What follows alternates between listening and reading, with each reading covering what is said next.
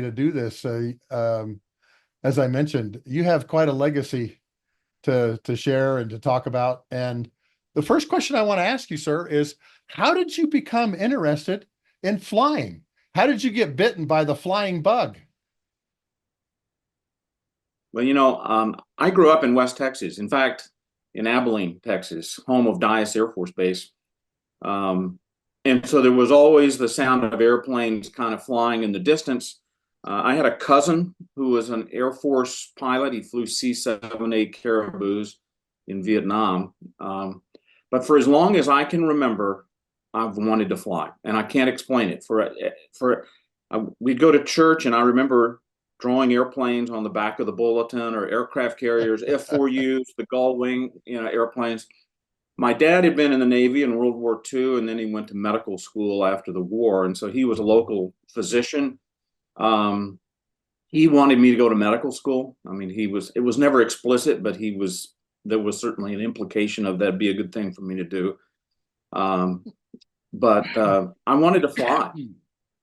And when I was in the seventh grade, I was going through that, the insanity phase of I want to do wild and crazy things, I want to get a motorcycle. And my dad, bless his soul, he says, "Mark, I forbid you from getting a motorcycle. I've pronounced too many kids your age dead or had, traumatic brain injuries that crush the rest of their lives. So if you want to do something exciting, I'll help you fly."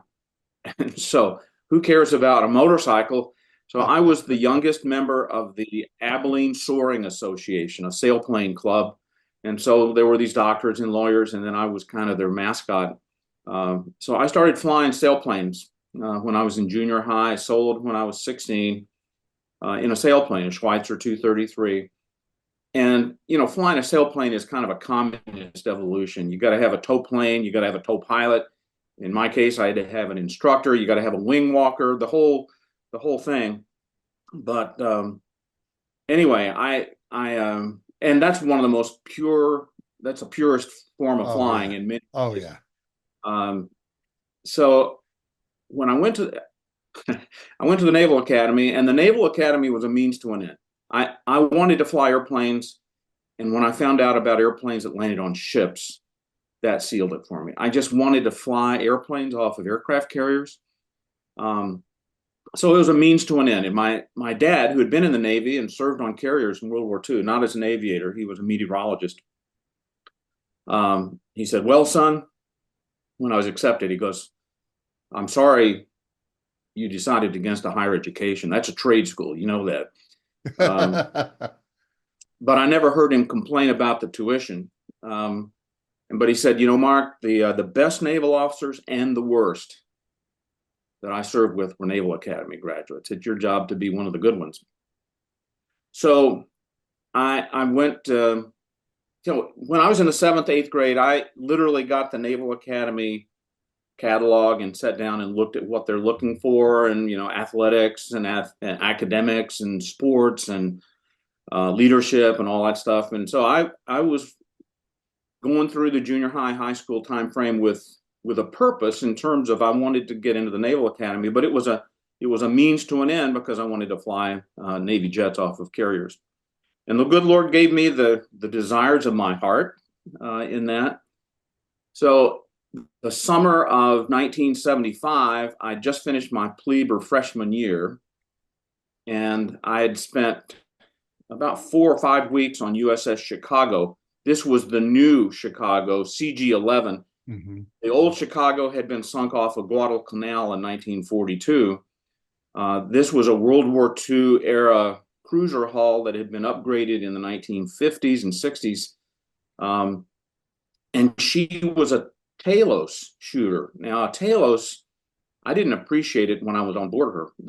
Your youngster cruise, the cruise that you make after your freshman year into the summer of your youngster year, we wore enlisted sailors uniforms, and we were basically living the life of an enlisted sailor. But the cool thing on Chicago, she was She was a double end Talos shooter, and they were back in the 60s, a Tartar, Terrier, and Talos, and they were different ranged missiles. But the Talos was about an 85-mile stick that was a ramjet. It was a liquid fueled ramjet. And Chicago shot down North Vietnamese MiG-21 in the landing pattern at Kep during the 72 when all of that activity was going on. So it was a cool thing to be on a ship that had a MiG kill up on the forward fire control radar. But anyway, so I finished youngster cruise mid-summer of 75. I'd sold my 66 Volkswagen Beetle that I'd driven in high school. I sold it because uncharitably, and I'll confess it now, I didn't want my sister to drive my old car from high school. So I had $500 just burning a hole in my pocket. And I thought, I've got 6 weeks for the rest of the second half of the summer. I'm at home. And so I went to all of these different places around Abilene to see if I could find somebody. It's like first place I went to, it's where I'd flown sailplanes, and the sign was hanging from one corner, and it was pretty run down, and there wasn't much going on there. And then I went to the Abilene International, to the guy with a clip-on tie and the pocket protector, and said, "Hey, I got 6 weeks and I got $500. And I'd like to try to get my private pilot's license." And he goes, "No, you need 3 months and $3,000. And it's like, well, I don't have that much time. I don't have that much money. So I caught this guy over in a little place called Elmdale Air Park. It was a gravel strip. This guy had been a C-130 pilot at Dias, and he had gotten out, or maybe he was with the reserve, but he was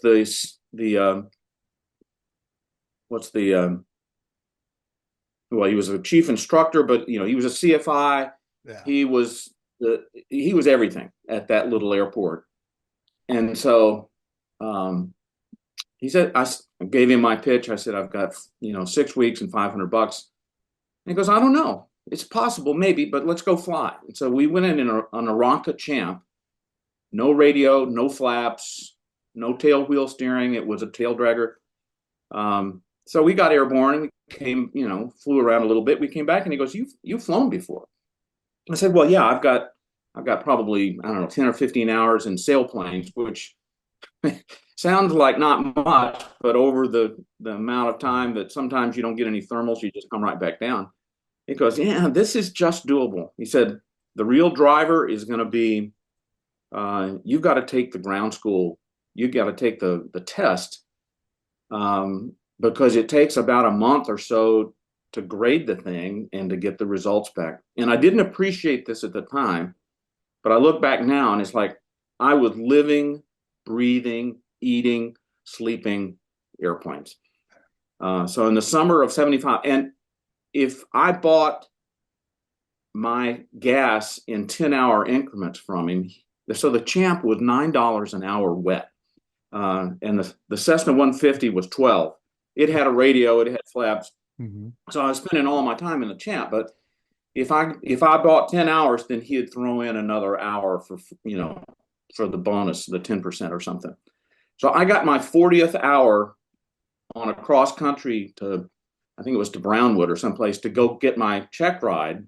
And I got my private pilot's license in that 6-week period of the latter half of the summer of 75. Wow. So I got back to Annapolis, and I can't drive. I'm a third class midshipman. I'm a youngster, as they're called. Yeah. But there was a little airport called the South. It was an airport on the South River, South River Airport, maybe. Anyway, I went there and got checked out. It was in a tri-pacer, kind of a milk stool of an airplane. But I would go to my upper class, and say, "Hey, if you want to go flying, if you'll pay for the gas and take me there, then we can go flying." And so that was how I fed my habit, throughout the rest of the time at the Naval Academy, is going down to the Oh, Lee Airport. That's the name of the little place on the South River. Sounds like And a so great business plan. it was perfect because I'm keeping my habit going.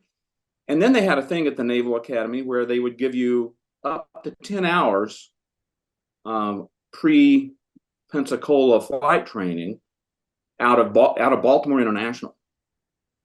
And so they didn't say that if you were ineligible if you had your private pilot's license, and I didn't let on. I mean, I didn't go over there and say, well, so I signed up for that and went over to BWI, and so we're flying. This guy goes, well, you seem to know how to fly, and I said, well, yeah, I didn't really know how to talk on the radio because in Abilene everything was VFR. I had to do 2 landings or whatever it was, maybe 4 landings at a controlled airport, and so I had to fly the Cessna that had the radio to get my license. But I didn't really know how to talk on the radio or who to talk to or what to say. So this guy we're flying out of BWI, and the instructor's going, hey, you've flown before? I go, well, actually, I got my private pilot's license, but I want the flight time, and I want to fly. And he goes, oh, well, we can solo you right away. And I go, no, don't solo me too soon here. I want to get the full effect. I mean, make this a 10-hour program or something. And that's when I learned how to talk on the radio, because getting into and out of BWI is a lot more difficult than getting into or out of Elmdale Air Park in West Texas. So, and then when I went to Pensacola, there was a gap. There was a period of time that I was waiting to start it at Whiting Field. And so there was a little airport down there. There was a Cub. And so I got the course rules. And on weekends, I'd find another buddy. We'd split the gas and we looked around, here are the course rules. And it's all visual navigation, And to this day, if I'm in an airliner, I'm flying over, I can still look down and see where the I-10 kind of comes narrows and does all of that. So anyway, I've always wanted to fly, and the good Lord has given me the desires of my heart. Oh my gosh, that's a great story. I always wanted to fly. My grandfather was a Bethlehem Steel private executive pilot, and I have an uncle who was shot down on his first mission over North Vietnam and was taken prisoner on his very first mission. He's got the patch that says 1/2 mission over North Vietnam, Mark. What was he flying? F4. He'd left our house on the 18th, and on the 22nd of December, he was a prisoner of war. And wow. Still flies to this day and lives down in Chandler Air Park, has his own plane, races at Reno. I don't know if you've ever been to the Reno air races. It's amazing. Oh, I have. That's well, I mean, it is no more. It's gone away. But yeah, when I was dad, I was the 2-star at the Naval Strike and Air Warfare Center in Fallon, and I went over there and had a chance to do a mass induction of about 100 young future sailors and swear them into the Navy at the Reno air races. That's a live event. It's really cool. And that must have been an incredibly satisfying opportunity to give the oath to those 100 or so sailors in that kind of environment. Yeah. Yeah. It was just a lot of fun. And, at that point I'm in my 50s. Flying Hornets, still strapping into an ejection seat airplane. To be a granddad and to fly an airplane with an ejection seat and afterburners was a pretty fun. I got to ride that horse about as far as it would go. That was in 2009-10 timeframe. Yeah. So you finished flight school, and obviously you got selected for flight school. You go to flight school. Kind of walk everybody through just quickly what Navy flight school is like, what airplanes you fly, and kind of the syllabi that you walk through, because the Air Force is very different. I went through T-37s and, of course, the wonderful, wonderful T-38. But obviously yours is a lot different. than the way we do things. If you Yeah, could well, it's talk about it's that for a different minute. today than it was then. But you go through what was then called aviation indoctrination in Pensacola. It's kind of weather and aerodynamics, and just kind of the basics of flying, the ground school piece. And then the T-34 Charlie was brand spanking new in 1978, and they were still flying T-28s. Both at Corpus and a little bit at Whiting Field in Florida. And I wanted to go through as quickly as I could. And I was afraid that the T-28 was pretty long in the tooth and it might have problems. Anyway, I chose the T-34. And so we didn't have we had just these little part task trainers. There was no meaningful simulation of anything other than just this cold, mock-up cockpit. Yeah. And back in those days, you went through, I don't remember, probably 16 FAM hops, and you soloed on FAM 17, I think. And then you went straight into precision acrobatics. And after FAM and PA was when they did are you going to fly jets? Are you going to fly helicopters? Are you going to go, props? Mm-hmm. And so I was fortunate. I had an advantage early on just in terms of knowing I wouldn't get sick, and that I kind of knew a little bit more perhaps, but that advantage was quickly kind of washed away, and you just are with everybody else. But so my first T-34 hop was in December of 78, and then I finished up my last precision acrobatics and was selected for jets in early March of 79. And so packed up, went to Kingsville, Texas, and then so that was primary.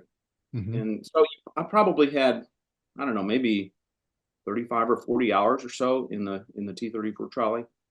And then I got to Kingsville, Texas, and went into the T2 Buckeye, twin engine, straight wing, little tip tank. I remember going into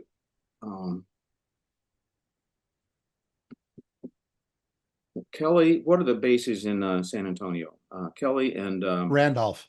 Randolph. I remember going into Randolph one time, and we did air-to-air guns in the T-30 in the T2. So we had these 250 caliber pods that were on the wings. They were piggy airplanes because they're. Yeah. But that was the only time I ever felt cool in a T2 is when we taxied in and there was a Tweety bird down there next to us, the 10,000 pound whistle. And I've got this thing with a machine gun pod. I'm in a yellow, an orange and white jet. But so about 100 hours or so in the T2 to include a lot of instrument, a lot of under the bag stuff, back seat, bag, and then you get through FAMs. I went to the boat. I went to the Lexington, which was a World War II Essex class carrier. I got my first carrier landing September of 79. So pretty intense flying. A lot of, the basic instruments and RIs and going to the boat. And going to the boat, but also, air-to-air guns. This squirrel cage of, you got the T2 that's dragging the banner, this big old, and then you come in here and you do this reversal, and you have a whole bunch of other airplanes. It is a literal circus practically to watch. Anyway, that was fun. And then went to the boat, and we flew down to Key West, as I recall. And Lexington was operating there in the Gulf of Mexico. And so we did that. Boom, come back. Now I start the TA4, the two-seat A4, which was the advanced trainer. So T-34 Charlie, primary, T2 Buckeye, intermediate, and then the TA4 is advanced. And once again, now this is the first time you drop bombs, for example. It's all manual, and so you do the bomb dropping business and formation, learning how to fly form, and RIs. You get your instrument card. Yeah. So our oldest son, William, was born on November 29th of 1979. And Priscilla was due, I mean, he wasn't due until like December 13th or something, but Priscilla, my wife, was she was great with child, and she had persuaded me, said, hey, this kind of indicates a little bit of the era, perhaps. The hospital in Kingsville would not allow the dad to be in the delivery room. And Priscilla had gone through all of the Lamaze and the breathing and all of this stuff we'd done together. And she said, hey, you got me into this pickle. You're going to help me get out. So the Catholic hospital in Corpus Christi, Spawn Hospital. And so it's about a 45-minute-ish drive, maybe an hour, depends on the traffic. So we're going back roads between Kingsville and Corpus for her just routine 2-week prior checkup. And I have 2 instrument hops that afternoon. I'm getting really close to getting my instrument card. Mm-hmm.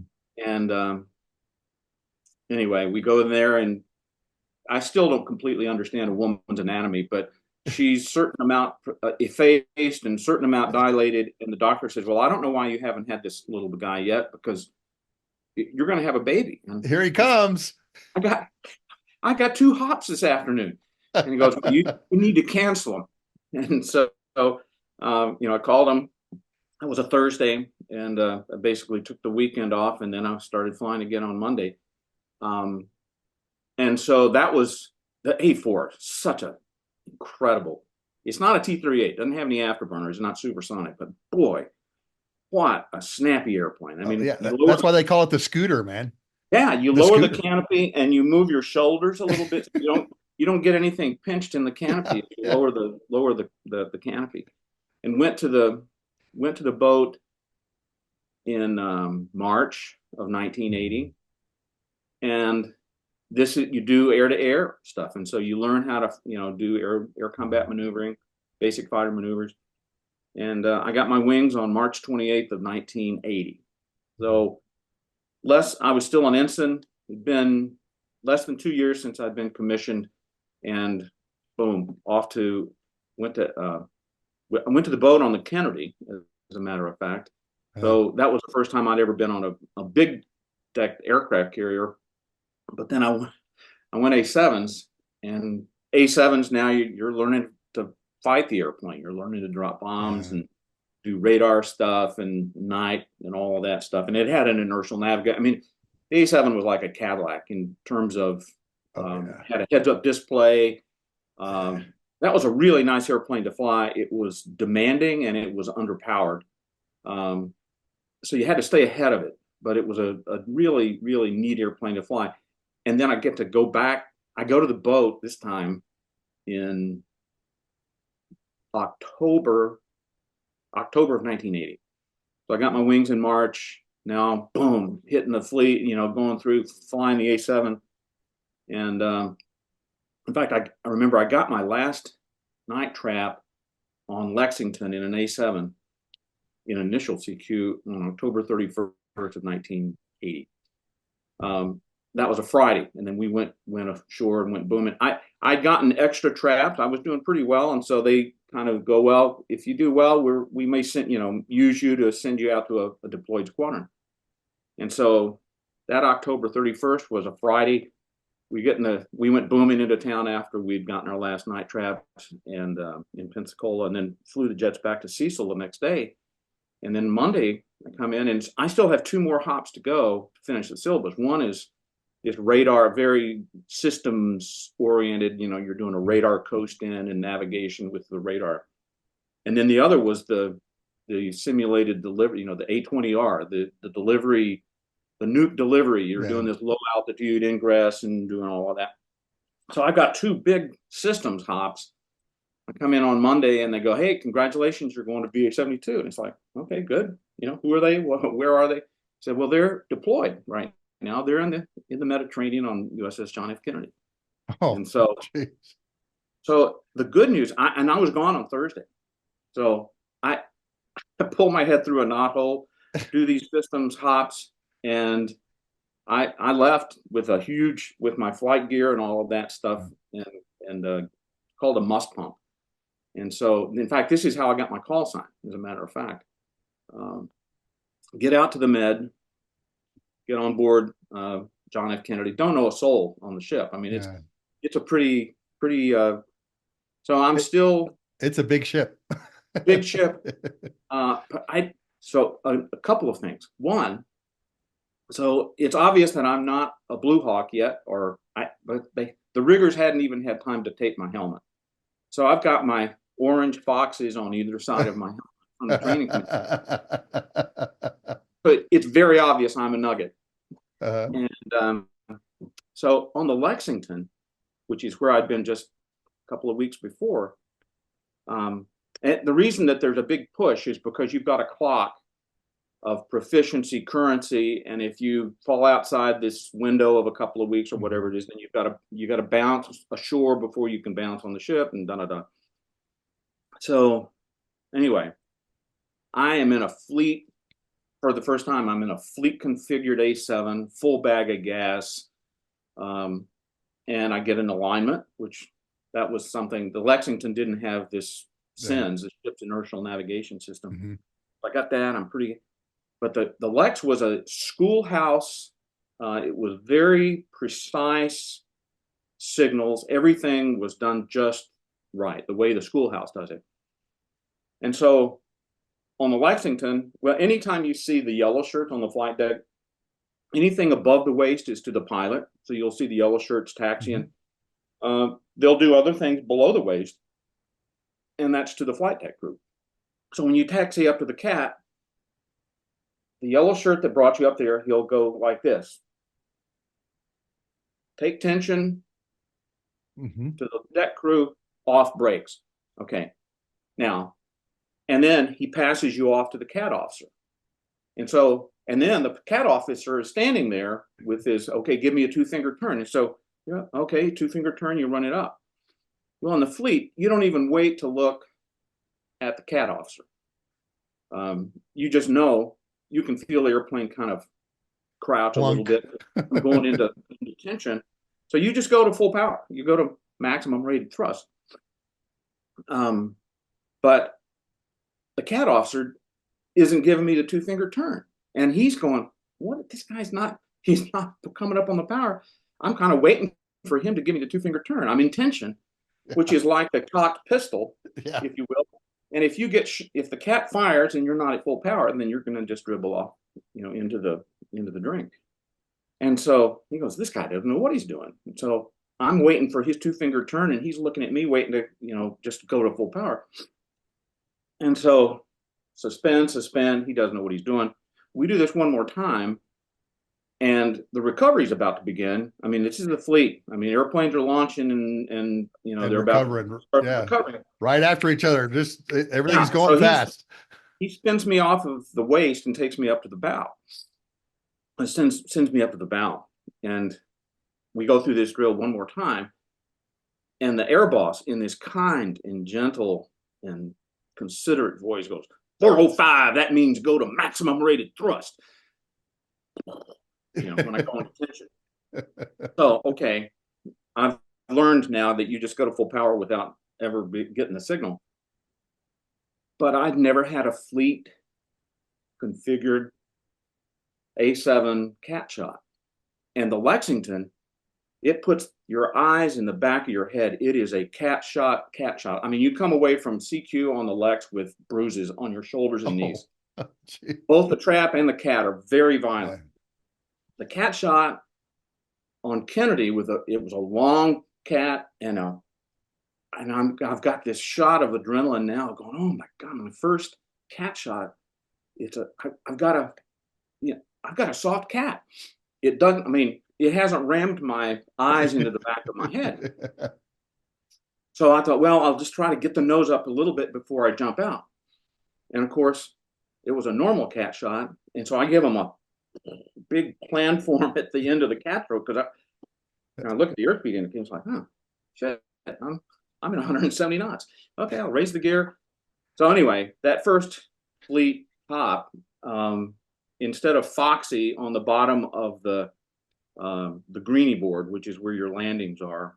It had been wiped out in MRT, went up there. So everybody, that's where Mert came from. And, everybody that doesn't know goes, oh man, you've always had such a career and you were always at full throttle or something like that. And I said, actually, it's not quite that glamorous. Hey, two questions for you. Yeah. How did you meet Priscilla? So we met in a Navy William and Mary football game. And she was at William and Mary. I was at Navy. I had a friend, a classmate, a company mate whose sister was in Williamsburg. And Skip Root, my friend, got a bunch of his buds together. And Misty, his sister, got a bunch of her friends together. And this was like a 7 or 8 boys, 7 or 8 girls. I mean, it was a gigantic blind date, of which there were three weddings, 3 marriages that came out of that, of which 2 have endured. So that's how we met. So you're going to the academy this time. There's some dating rules, isn't there, at the academy, Naval Academy, when you're doing this? Well, you can date. I mean, by this time I was a junior. Okay. We met in the fall of '76. And then we started dating more seriously, basically first class year.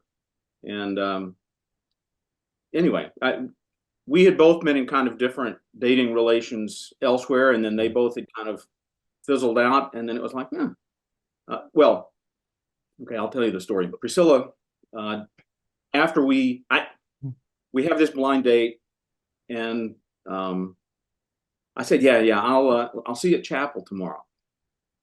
And everybody's going to go to chapel. Well, I slept in.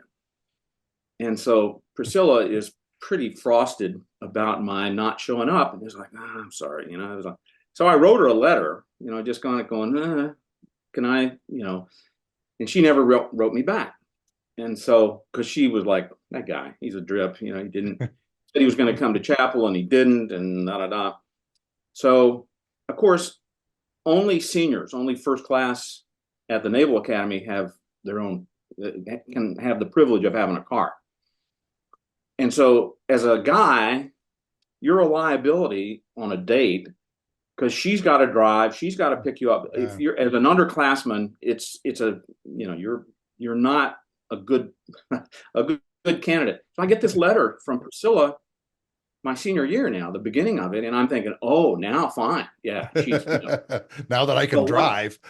What had happened is Misty, Priscilla's dad, as it turns out, was a class of 1939 out of the Naval Academy. Ooh.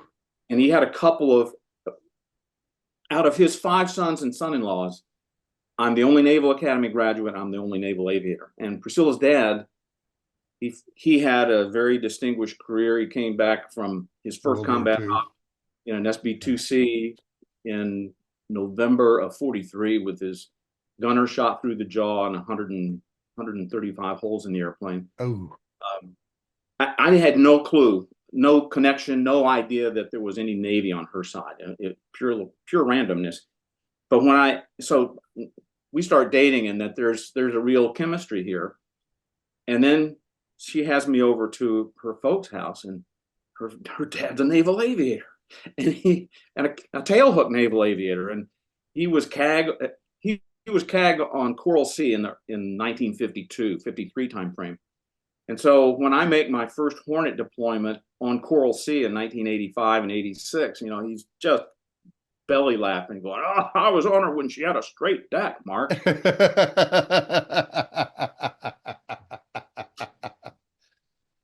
Oh, the stories he must have had. Oh, he was just so much fun. He was just a delightful man, and always full of energy and fun. I miss him a lot. But anyway, so Priscilla and I met that way, and then we started dating my senior year. She had already graduated from William and Mary at this point, and it clicked. And so we were very patient. We waited. We got married in November of '78. Mm-hmm. And our first son was born in November of '79, and you can do the math. So it was a good thing that we didn't screw around, because we thought we were being, taking the appropriate precautions or whatnot. But anyway, on our 1 year anniversary, she's big as, looked like she'd swallowed a watermelon. She's looking at pictures of this wasp-waisted bride in the Naval Academy chapel, and you go, "What have you done to me?" We're down here in Texas, and it's hot, and she's great with child. She's a saint to put up with me. My story is very similar. I met my wife at a party I didn't want to go to. I stood her up on our first date, and our courtship involved nuclear weapons. Yeah, we had a co-pilot. We'd met at a party I didn't want to go to. I talked about another girl all the way down, all the way back, and asked her out. And at church, believe it or not, asked her out at church. And a co-pilot, because we're on nuclear alert back then. It's a Reagan Cold War era. Yeah. And this co-pilot breaks his knee playing basketball on the first night. And I have to go on for him. And so it's 1987, 1988 timeframe. No cell phone, no nothing. Can't call out from the bunker, And so she gets all dolled up and wait for me for 2 hours, And the next day, I call her and I said, "Hey, I'm really sorry. I'll come get you. We'll go out and do something." And 8 weeks later, I asked her to marry me. That's awesome. Ours went really fast. And then our first daughter was born 2 weeks before our first anniversary, 17th of March, and our anniversary 30th of March. And like you said, it went really fast. Within 3 months of us being married, she was carrying Rachel. So yeah. But when we went to Texas from Pensacola, Priscilla was going, "Man, there's something in the water here. I don't know what it is." And as it turns out, it's a little guy that's on his way. But we didn't know that at the time. And she's, "Man, I don't know what it is. There's something in the water here that's just really feels weird, Uh-huh. So have any of your children gone into the Navy? Any of them in the Navy? We have 3 sons and a daughter. Mm-hmm. And the 3 boys are all active duty naval officers, for which I can take neither credit nor blame. We have three commanders in the family right now. Really? Yeah. 2 Naval Academy grads. Our oldest son is an intel guy. I always kid him that we must have dropped him on his head as a child. Grew up in an aviator's household and chose to go into intel. This is William? That's William. Yeah, okay. And the other 2? The other 2 guys are the Naval Academy grads, both aviators, both helicopter pilots. Our number 2 son, Colin, is on a staff in Naples, Italy now. Oh, hardship tour. And our number 3 son is the skipper of the East Coast Navy V-22 squadron, VRM 40. Ooh. So he's flying Ospreys now. How does he like that? He loves it. He's very, very energized with it. It's really fun to see him. Just really, yeah. It's fun to hang around people talking about airplanes. I mean, that thing has 5,000 psi hydraulics, which, oh my gosh. Yeah, I didn't know that. But it carries like 17 or 18,000 pounds of gas.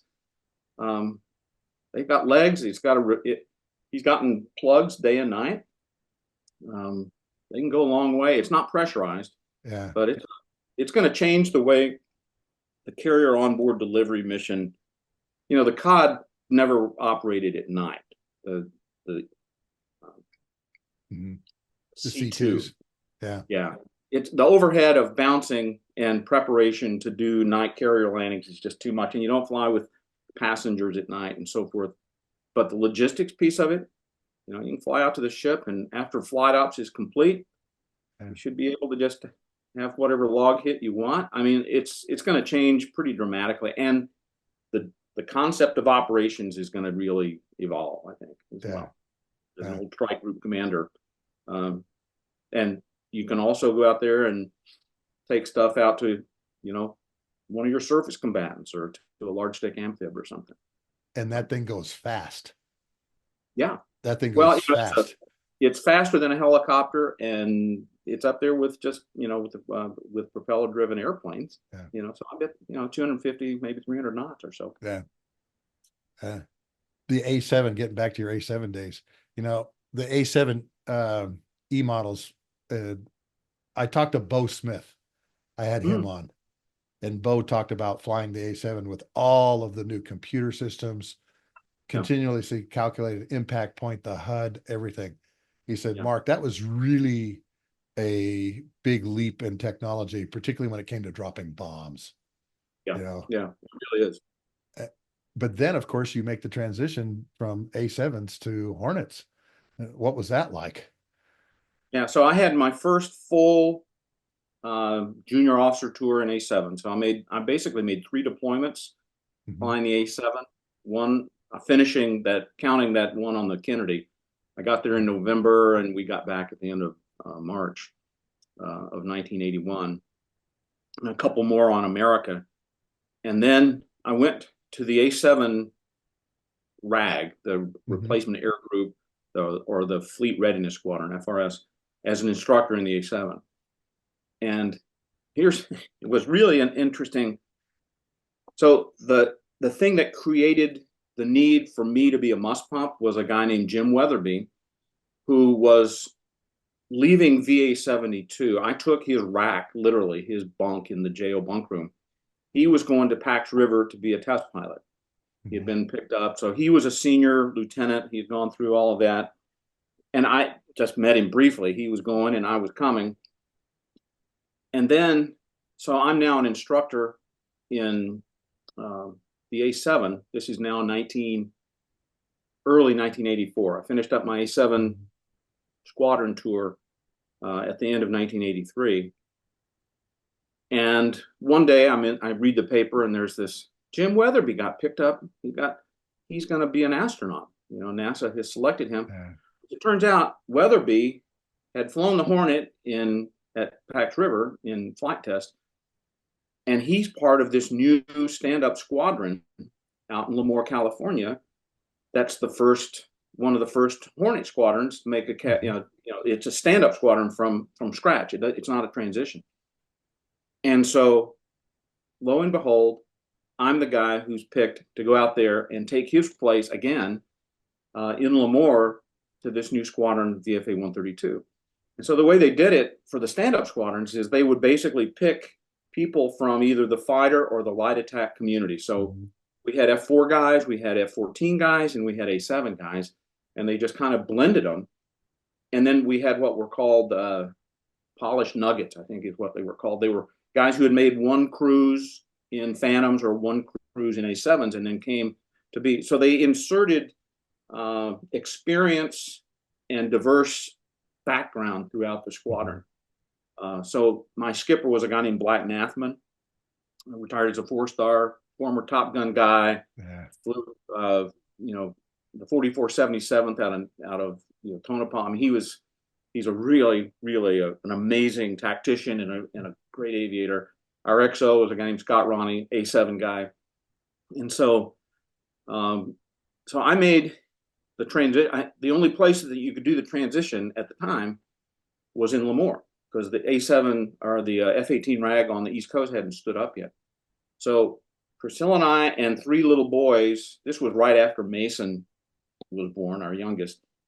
We all got into our little Toyota station wagon and drove all the way across country in May, I think, of 84. And that was driven by the need to have somebody go through the syllabus so we could turn around and make the first cruise of the Hornet on Coral Sea on the East Coast in CAG 13. And so that was, so I wanted to fly the A7. I wanted to fly the Hornet when I was going through when I did my dream sheet in the training command, thinking that the older airplane like the Phantom would be replaced sooner than the A7. So I went A7's east, A7's west, F4's east, F4's west, F14's east, F14's west.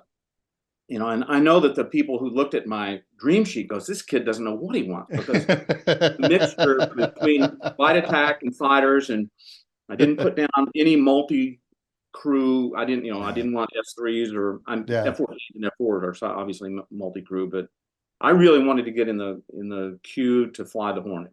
And as it turns out, the best way to learn to be in the queue to fly the Hornet is to have flown the A7.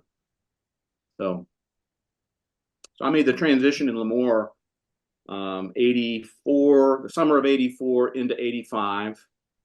And then we came back to the East Coast and then made the first deployment of the Hornet on the East Coast, the second deployment overall. The first deployment had been on Constellation on the West Coast, 84, and now in 85, 86, made the first deployment of the Hornet on the East Coast on Coral Sea. And didn't really go ahead. I was going to say Coral Sea had an all Hornet deck, didn't it? I was just going to say that we didn't appreciate or we didn't realize it at the time. The Tomcat was too big for the Coral Sea, so there were never any Tomcats that were on either Midway or Coral Sea. Midway was a West Coast forward deployed ship, and so they had Phantoms, and then so we wound up having an all Hornet air wing and an A6 squadron. And originally, we didn't even have, in CAG 13, we didn't even have an EA6B squadron. When the whole Libya thing started to heat up, we got That's some where EA6. I was going with this. That's where I was going with this, because Coral Sea was huge during this time frame in Libya, off of the coast of Libya. Because you guys were doing some amazing things on a very old aircraft carrier with an all Hornet deck. Talk about that for a minute. Well, it was the Hornet. First of all, everybody wanted to bump heads with us. Everybody. And, you'd fight a hard wing Phantom from the RAF and just thrash them. I mean, it wasn't that we were so good. It was that our airplane was really good and the radar worked. It's maneuverable. I remember we were fighting a couple of British F4s out of Larnaca one time, and we just we were not being boastful or anything. We finished finished training, knock it off, and hey, we enjoyed the training, we enjoyed the hop or something like that. And this Brit goes, well, I should bloody well think you did. Because we're all dead. The French, and of course the Brit. We bumped heads with the Brits also in Harriers, and these guys were post Argentina Falklands War, yeah. And so Black Nathman, our skipper, he basically, if you could come back, not a Fox 2 or a Fox 1, those are given that we've got weapon, but a tracking pip or kill on whoever we're fighting, that was a soda. We had a refrigerator in the back of the ready room, and you come back with, here's a tracking pip or kill, and that was a soda on the skipper. And so our fangs are typically kind of going down to the bottom of our map. And then this whole Libya business starts, heating up. There was a terrorist attack in Germany, and at a nightclub. Yeah, exactly. So we start doing the line of death, and so Gaddafi's sending out his guys in January and February. We're making dozens of intercepts on Libyan airplanes. I mean, here's one, the very first time, a couple of floggers, and I've got my wingman, and we're honoring. I mean, we figured they've got a nominal forward quarter capability. So I mean, we're doing some very dynamic intercepts to prevent them from even having the hope of employing anything forward quarter. So some very big offsets, low to high intercepts. So we come up here and we join on this guy, and so he's here, and so my wingman, I said, hey, just keep an eye on this. So I came up. Forgive me for talking with my hands in front of my face, but so you can see them. Yeah. Come up, get a little closer, and this guy doesn't even know I'm there. And oh no! And he's sitting there, and then out of the corner of his eye, he sees me. He jolts. I mean, I'm flying parade on him at this point. I'm taking pictures and doing all this stuff, and he was not aware of my presence. And Black had basically, he had flown some of these airplanes in the 44 77th, and he said, hey, listen, you cannot appreciate how bad their airplanes are built and how bad they are, and they're not well trained. So basically, he said, if we ever are given clearance to shoot somebody down, he said, in our training, we always take a very conservative and risk averse. You don't turn it to merge. You take your shot, you blow through. Because against a professional adversary, you're going to get nailed. Well, Black now goes, if you get permission to shoot somebody down, he said, I don't want to get word that, well, you shot down 1 or 2 out of a flight of 4 or 6. He said, I want him to have a 0 learning curve. None of them come back. You understand that? Everybody's like, yeah, we're Zero learning curve. I like that. Yeah. Don't ever give them a chance to figure out what happened. And so we never did have that opportunity, but we made lots and lots of intercepts. Here was another thing that was kind of fun. A Hornet can make an intercept. I mean, I made an intercept. I was the alert SUCAP guy, the surface to air combat air patrol. Yeah. So I've got a rock eye and a harm on the jet. A rock eye is it's a cluster munition weapon. Yeah. And somebody went down. So it's like, hey, launch the SUCAP. So I'm airborne. I join up with this Marine. We make an intercept. And I know that the Libyan guy is going, gosh, what is that thing? Because, I mean, I've got a harm and a rock eye, plus my sparrows and winders. The Hornet and Coral Sea were built for each other. They just, she was an operator. They had a chip on their shoulder. All of the big decks, there was a real pride of, I mean, that ship was old. There's no question about it. But she was, she was kind of showing her stretch marks at that point, but she was still an operator. You guys, when you were doing this, you folks took some famous pictures of the Libyan Mirages, MiG-25s, floggers during this whole time period.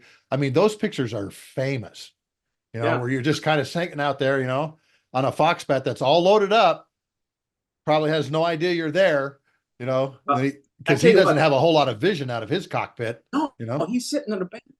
And a Fox bat's afterburners are huge.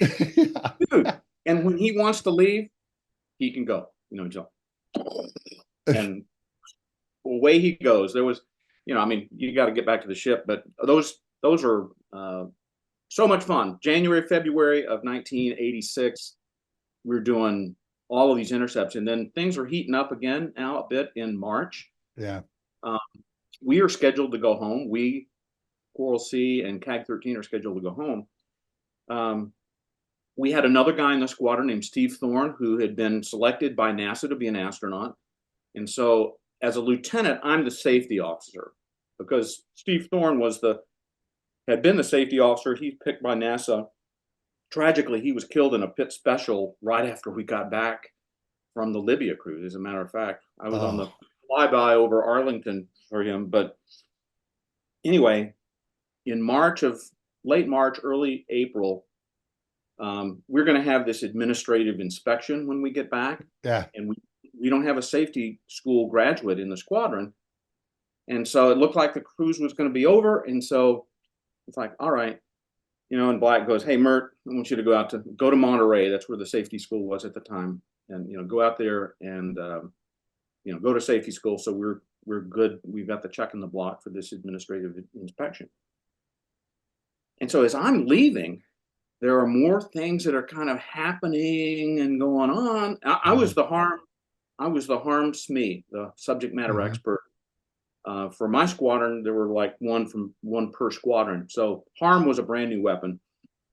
And I was the guy who would brief the admiral on employment of harm and stuff. These were block ones, I think. But anyway, so I'm on my way, and I go to Monterey, and there are things that are still happening. I mean, there are more, and Coral Sea and so this is the Monday or Tuesday, the first day or two of the safety course at Monterey, and nothing operational ever happens in Monterey, but there's this op rep message that says, Lieutenant Fox returned by fastest means available to the Coral Sea. So I'm going, at the very beginning of this, whoever the head of the safety school is going, anybody, as everybody wants to be here, right? Anybody not want to be here? And I was like, I'm sorry, my tribe, my bubbas are out there on the Coral Sea right now with this. Yeah. Well, so lickety split, jump on. I flew straight from San Francisco to New York to Rome to SIG. So I get back out to Coral Sea, and I'm out of night qual. Oh no! Outside the window, Yeah. And so Black said, "Hey, if you're in night qual, you'd be one of my harm shooters for this because it's going down tonight." So the sop he threw me was I had the dawn patrol the next day. Yeah. And so launch first thing in the morning, and after we do the strikes into Benghazi and Benina, and we have very, very permissive ROE that would allow us to shoot anything that came our way. Yeah. I mean, and so my wingman and I, as we were thinking about this, it's like, well, let's invite them out. Benghazi approach, Benina Tower. And so we come up with fictitious call signs, but it's like, hey, Benghazi approach or Benina Tower, whoever it is, launch the floggers, launch the Fox bats. And obviously nothing happens. But we get back to the ship, and my roommate is an intel guy. And he goes, "Hey, Mark, did you and Jackpot say anything on Benghazi approach or on tower or anything?" And I go, "Oh, Ray, no. I heard. I think I heard some guys from the Enterprise that were coming to town because they brought the Enterprise through. She was a West Coast carrier at the time, and they brought her through the ditch." And he goes, "Mark, people are listening." And it's like, oh well, it didn't succeed. We didn't get them to launch, but we were ready to meet them if they were going to come out. Yeah, but Mark, they had some pretty monster SAM sites like SA5s and things like that that have a incredible reach. Oh, yeah, but here's another. This tells you a little bit about. So we're flying, and we're looking. We've got our long range, high PRF, anything that could possibly. And I look over there, and I see this, and it looks like a satellite launch out of Cape Canaveral. And I don't feel threatened. I mean, I'm not getting any raw hits at all. I mean, I'm not. It's like, that's weird, We get back to the ship, and everybody's all spooled up. Oh man, they just shot an SA-5. You're like, holy shit, that was an SA-5. An SA-5 is like it looked like a satellite launch out of Cape Canaveral. Oh yeah, everybody I've ever talked to threatened at all. Yeah, everybody I've ever talked to that said that has seen one at night said, "Oh, you should see this, man. It looks like Saturn V went off." Yeah, Yeah. And that's why I asked that question, because I know they were firing a lot of SAMs at that time period, and you guys had some pretty good harm hits. And if I'm not mistaken, those were some of the very first employment of harm. This was the first operational use of harm, I think. That night strike that we did, our A6s went feet dry and dropped. Yeah. F-111s did their stream raid. Yeah, El Dorado Canyon. One of those note to self: after about the third or fourth airplane, take a different route of flight. But I know they lost that one airplane. Karma, I think it was. Anyway, so, but that obviously sets you up when you become. Let's switch to Desert Storm here, and we have months to prepare for this. Okay, and you're on one of the very first day strikes into, I think it's the H3 airfield. Let's talk about that mission. And because this really shows the multi-role capabilities of the Hornet, doesn't it? Yeah, I was at the right place at the right time. And the airplane, it works. Now, couple of things. You never take an airplane across the beach that shouldn't be taken across the beach. And so everybody's got very high standards about if there's the smallest mission impact on this thing. So there's that one piece. So I was now a department head. I'm an 04 at the end of the 80s into 1990. I joined VFA 81, which had been an A7 squadron before, and now it's transitioned. So it's a different model than what we had in VFA 132 in terms of kind of inserting experience at all levels. So it was kind of vanilla Navy A7 squadron that transitioned, and there were some of us, Scott Spiker, me, Spock Anderson, skipper, had flown the Hornet. And, Spock Anderson was he was a department head in VFA 131 on Coral Sea. So there were a group of us that had been on Hornet deployments, I guess is a way to put it. We on Saratoga had gone through the entire normal set of workups in preparation for a September deployment, or August, I guess it was, an August deployment. And it just so happened that Saddam chose to invade Kuwait, and we were the next carrier. And instead of the Love Boat cruise into the Med, we go into the Red Sea, and a lot of there was not any corporate knowledge of anything in the Middle East from a Navy perspective that I could see. We were prepared for the kind of the surrogates, the Libyas or the Syrias or the Lebanons or something, but so we're in a very reactive and defensive mindset when we first get there, and then as the forces build up, then we come up with these 4 big strikes planned to a fare thee well for ultimately execution in January of 1991. I was the maintenance officer of the squadron at the time, and so I became ops in December, and by that time, who's on which strike had already been ironed out. Now, Scott Spiker was a very, very talented and very highly regarded guy. He was the subject matter expert for a new weapon, the Standoff Land Attack Missile Expanded Range or Extended Range, SLAM-ER. It hadn't even gone through op-eval, but it's essentially a long-range standoff weapon with a data link pod that you can fly it into the window. And so Spike is kind of earmarked as, if we have a SLAM-ER mission, then he's going to be the guy who does that. And so he wasn't wickered into the normal strike plans, if you will, because of this asterisk next to his name. It was a compliment, not a detriment, that he was not on these other strikes. So he was a spare for the first night strike of what turned into Desert Storm. I was a spare for the first daytime strike.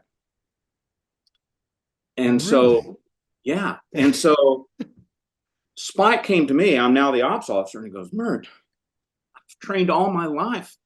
I can't be sitting on the bench here as a, I want to be in this." And I said, "Hey, I completely understand."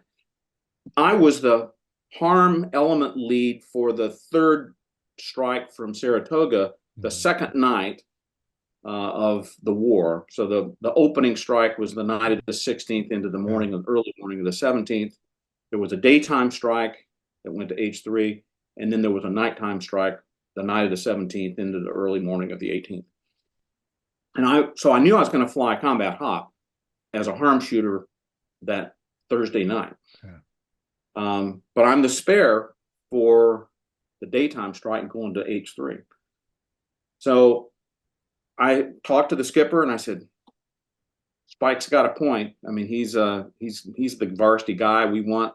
And Spock said, "Yeah." So we shuffled the lineup so that Spike flew that first night. And of course, he was our first loss, and that's a long, sad story that can be told at a different point. But so I'm a spare for the daytime strike, and it was the classic end of the 80s, towards the end of the Cold War,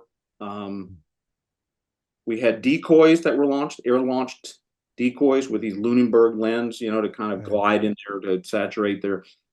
The strike fleet was attacking H3 from a northwest axis with walleyes, which is a glide TV glide bomb that you fly with a data link pod.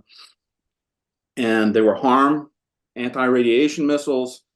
There was jamming active in 2 axis. And anyway, and then the Hornets carrying Mark 84s just coming right up the middle. And so I launched with an unrecoverable load. If I launched as a spare, and as soon as I got airborne, as it turns out, my roommate, my classmate, a guy named Steve Minnis, had a mission computer failure. Game set match. He's not going. He was -3 out of a 6 plane. Yeah. So it's like, okay, I'm taking Ammo's place. I'm going to just plug into this. So he's fusing the contract of where the radar is looking and all that stuff. As we're now about to coast in and we're heading towards tanker tracks, we had been flying in a symmetrical double bubble configuration. Yeah. And the center line drop tank on one of the airplanes, my wingman's wouldn't transfer. Okay. Oh, no. And so Bill McKee is the XO of the squadron. He says, so I had originally been -3 out of a 6 plane, and then -4 falls out. So now McKee says, okay, Merton, you come up here and be my combat wingman, if you will. And Nick Mongello, who got the other kill, is the wingman to the strike lead and the lead. So they're going to be in attack wing formation. I'll fly combat spread off of McKee. And just as we're going in country, a guy named Cajun Trahan lost his cabin pressurization. And truth be told, I was always a little bit skeptical over the years. But you know what? I had a cabin pressurization fail one time, and you frost up the inside of your cockpit. Yeah, it sucks. Well, you can't see out. You can't see outside. Yeah. So I reviewed my it's like it was a legitimate abort. I mean, in terms of, so we went from 6 planes and a spare to a 4 plane overall on this first day of the war. And so now I'm -4. I had been -3, and then I'm sort of -2, and now I'm -4. Chuck Osborne is the section lead in the back. And we had briefed to be in an offset battle box. So 1, 2, 3, 4. Mm-hmm. And about a mile and a half combat spread, and about a mile and a half nose to tail. Very fluid, very flexible. Your head's outside the cockpit. Well, I'm flying, every one of the Go Birds has an ALQ-167 pod, which is this little Bullwinkle pod. Yeah. It's designed to counter the SA-6. H3 had 6 SA-6s. And they had SA-2s, they had SA-3s, they had Roland and Curtel. It was a very heavily defended airfield. Yeah. And the pucker factor is pretty high because all of the harm and all the jamming, that's all designed for those of us who are going inside the envelope to put our dumb bombs on target. So Trahan fell out. I'm now -4. I never changed my my radar scan, if you will. Mm-hmm. And if you look at, we basically had mechanically scanned array radars. So you do high, low, low, high, low. Some mixture of, there was a scheme. Well, all of the high lookers are falling out. And this is also the first day of the war where we're using, it's a broadcast control. So the bullseye is H3 Northwest. And rather, I had grown up in the 80s off the carrier in defending the ship. Zulu was behind me, and you'd orient yourself based on what you're defending. And then we didn't have the software and hadn't trained to it as well as we should have in terms of broadcast control. So the bullseye 18025 southbound, or and so H3 was the target. H3 northwest is about 15 or 20 miles northwest of H3, and that was the bullseye. That's and Manny. That was Manny. Called Manny, exactly. And so bandits, Manny, and in those there was no hostile, non-hostile. It was bandits or bogeys. A bandit was a known hostile, and so I'm trying to keep up with this. Bandits, Manny, and there was actually a high-low merge of the TALD, the tactical air launch decoy droppers, with the MiGs. There were no shots exchanged, and I don't know that there was any, but there's that stuff going on. We're going into the envelope, and Chuck Osborne, bouncer, everybody else has got this ALQ-167 pod. I've got a 4th Mark 84 on the jet. So you're freaking heavy. I'm as heavy. I'm in as heavy a manly a load as a Hornet in terms of 4 2,000-pound bombs, 4 Mark 84s, 2 Sparrows, 2 Sidewinders, and a centerline drop tank. Oh my gosh! And so, bouncer Chuck Osborne, he's got a kind of a heavy left hand. I'm having to actually kind of go on a blower every now and then to stay up with him, and unintentionally, we're kind of creeping up on the right side of McKee and Mongello. And the E2 is making this call of bandit, Manny, 18525 southbound, bandit, and finally, and we're not responding because all of us are low lookers. Yeah. And finally, the E2 guy goes 400. That was Bill McKee. 400 at bandits on your nose at 15. Oh my gosh. This is 30, we're 35 miles south of the target, and I had just gone air to ground. I was happy to be a low looker because I thought anything that's going to be coming up is going to be coming up from low to high, but I didn't anticipate somebody being co-altitude. 400 at bandits on your nose at 15. Well, I knew what that meant, so I had a quick lock set on the Sidewinder. All you have to do is just push down this little castle switch on the stick, and you called up Sidewinder, and you have this quick acquisition mode, and bang, I immediately get a lock on him. Now, if you listen to the tape carefully, McKee, he comes up and he goes, 400's got a bogey on the nose, 306's, 306 being Chuck Osborne, 306 is standby for VID. So visual identification. Yeah.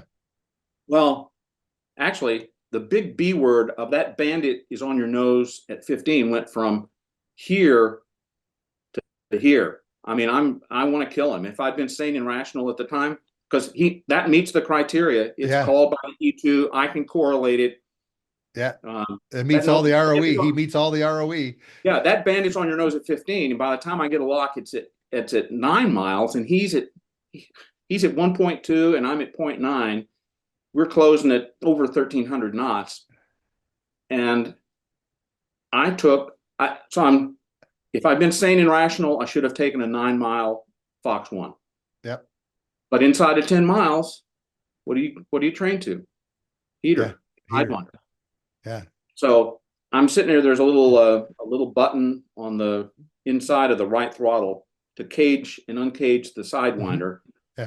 On the Sidewinder, look down the radar line of sight, and it falls. And then it gets shoot. So I get a shoot light, a good tone, and I take the shot. I'm not looking at anything else. I didn't look at the range. As it turns out, it was a 6.5 mile Fox 2. I didn't call a shot. That's another bad on me. I hadn't heard anything that I could contribute to this right now. There was nothing else I was seeing and hearing. And when McKee is now going, 306 is standby for VID, I've already got one missile in the air and I'm about to squeeze the trigger for another one on the Sparrow. Because I had fired several Golf Hotel models of the AIM-9 in the 80s, from an A7 and from the Hornet. And it was mechanized this way in the simulator as well. You squeeze the trigger like a train going by, and there's a plume of smoke that you can follow the missile to the target by following this. Yeah. Well, I take this shot. It came off the rail normally, and it just disappeared. It's a brand spanking new War Reserve AIM-9 mic with a smokeless motor. And if you look at the tape very carefully, you can see this teeny little pencil smoke trail. But I'm just taken aback with, I can't see the smoke trail, and I'm desperately trying to stay ahead of the airplane. Yeah. And we're closing really fast. Yeah. So it's like, so I took a 6.5 mile AIM-9 mic shot. And so then it's like, well, Sidewinder, I thought it was a dirt seeker. It doesn't, I can't see it. Going like this. There's not the plume of smoke that I can follow. So that's not working today. I'm going to take a Sparrow shot. So I took a 4.2 mile Sparrow shot. So I got two missiles in the air, and as soon as I'm squeezing the trigger on the Sparrow is very distinct. Yeah. And it's like a Saturn V in comparison. Yeah. I mean, and it's big missile. It's a big missile. Big missile, and it's kind of slower to accelerate. And as soon as it's coming off, boom, there's an explosion on the guy. New picture, bandit 190, 20 Manny. Take photo wing, Margo, not spread. Photo wing. Get out of my way.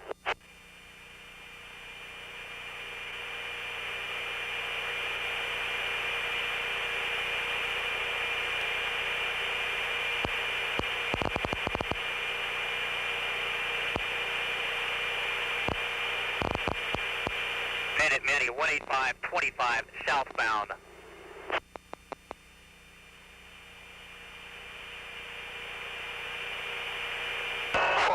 The bandits on your nose 16. 200 radar contact on my nose, Mach at 28,000. 200 bogey on the nose, 28,000, 7 miles. Take 21. EID. Mongo's locked. In the area. Rail section, stand by for BID. Coming down my nose, both side, Mach. Mongo's down. 1. Throughout that. Good sniff, MiG-21. Kill. Fox 1, MiG-21 low. It's a MiG-21. Up, that's confirmed.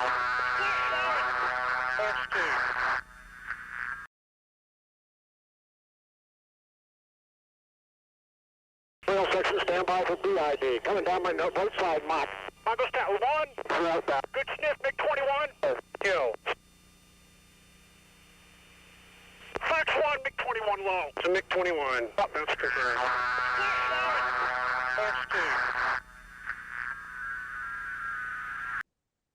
You know, you always think if an airplane is hit by a missile in one of these things from Top Gun or from just, that there's this huge explosion and it just disintegrates.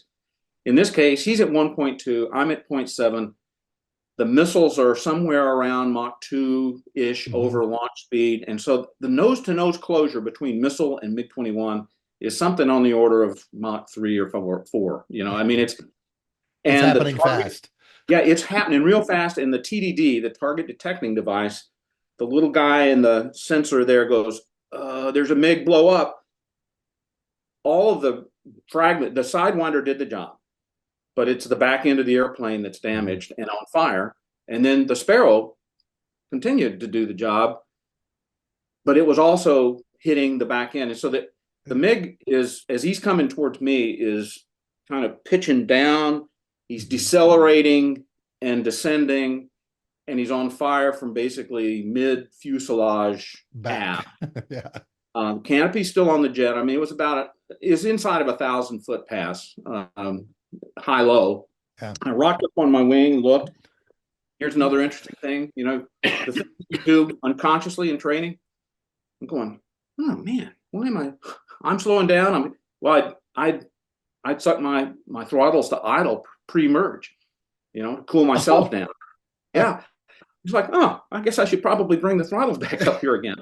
When I'd gone air to ground just before the call, the HUD, the heads-up display on the Hornet in air to ground mode is not, it's relative to the Earth. It's honest. And so if you have a huge jet stream, for example, you got a flashing velocity vector, and the symbology on the HUD in air to ground is blown by the wind. I was glad I did that because it really was graphic to me to show that there's a jet stream up here of 120 knots from the west. We're heading from the south. Wow. And so, I mean, we're up in the high 20s, low 30s. Yeah.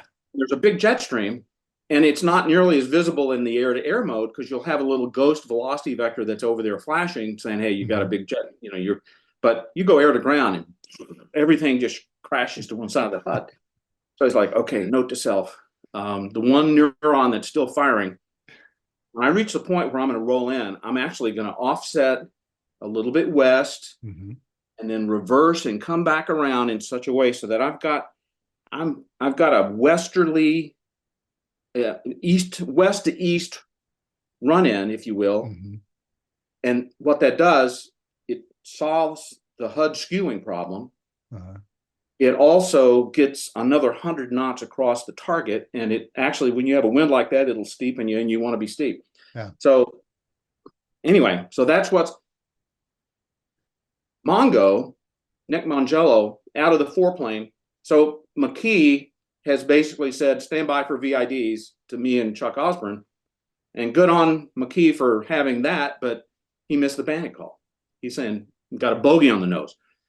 Nick Mangello, through pure luck, locks the wingman MiG-21, and they're the lead was to the left, and the wingman that Mongo shot was to the right in kind of a 40 to 45 degree echelon. And so in Mongo's case, I thought I was sort of setting the record for the longest valid AIM-9 Mike shot taken on the first day of Desert Storm. Mongo takes the min range. He fires a 2.1 mile Sparrow, and in this case, the brake X is in the HUD. Well, Mongo's he's got a lot more left to right track crossing angle. He overbanks to center his firing dot, and then so he's in about probably 120 degree angle of bank when he fired, and the Sparrow comes off, and it's a proportional guidance. And in this case, it is like Top Gun. This thing just rendezvous on the MiG and just smacks him from the side, and there's a huge fireball. And Mongo comes up. He's the first one. He goes, splash one. So I look over there and I see Mongo's airplane, exploding. And my guy has just gone underneath me. And Chuck Osborne, who's over on the right side of the formation, goes very calmly, very calm, splash two. And so that makes me think at the time that bouncer, that Osborne must have taken that first shot, that the first explosion that I saw must have come from Chuck Osborne, not from my Sidewinder. So I think, well, maybe I'll get an honorable mention for putting the Sparrow into a burning MiG. That's all at that point. But then we get another lock on another group of airplanes. And these guys are at 23,000 feet at 0.4 Mach, 200 knots, gear speed, 23,000 feet. And they're initially nose on, and they're in this slow turn away through the east up to the northeast. And we're closing. Fast. And so the brain that's working is like, okay, there were some intel reports of where the Iraqis they'd done some pretty sophisticated drag and bait kind of maneuvers and stuff in the Iran-Iraq war. And they'd have somebody come up, do something stupid, and then they'd have a supersonic flogger do a low to high on the Iranian F-4s or something. So now I'm thinking, maybe they're doing that. I mean, in the fighter world, for somebody to be turning away from you is like a dog rolling over on its back and saying, wipe my throat. So for about the next minute or so, I'm just doing some deep six checks just to make sure nobody's sneaking up from behind. And by this time, the guy I've got is locked. We were trying to get him declared. We didn't have that terminology, but McKee, the E2 doesn't see him. and I'm 7 miles, 6 miles. I'm closing big time. I'm at 0.9. He's at 0.4. So I've got, 0.5 Mach closure on him. Yeah. 6 miles, 5 miles. I've got a no escape sparrow shot. And it's like, oh, there's H3. I'm at the roll-in point, and he's tail on to me. He's slow. He's no threat. I'm not sure who this guy is, but he's no threat to me right now. I came here to drop bombs. So I broke lock, air to ground, and now did the little offset into the west, and came back around. And if I had 100 years to try to make a better dive bombing run, I couldn't do it. I rolled in, perfect run, pickle, and we had briefed, okay, don't do the peacetime, okay, just rock up on your wing and wait for your bomb to hit to see where it hits. It's like, man, I cannot fly 735 miles one way and not see my bombs hit. Yeah. But I'm not going to be a big grape up here in a big arcing turn. So it's like, here's my game plan.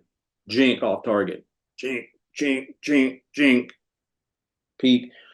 So I look back and I can see my 4 Mark 84s falling. And so I'm focused on infinity. And then as I'm looking down there, the entire airfield is just popcorn, about 10,000 feet ish. Yeah. There's a layer of flak, and there are these SA-7s and 9s just going every which way, and they're all low. It's all below me. So I don't feel personally threatened, but I think, this is probably not the time to just be spectating. I need to go into another series of adrenaline fed jinx. Yeah. You don't have to teach somebody to jink.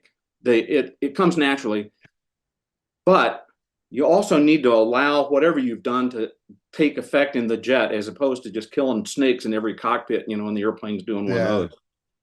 Anyway, I glance back just in time to see my bombs hit the target, my target, Steve Minnis's target, had been this bunker, command and control bunker right in the center of the field.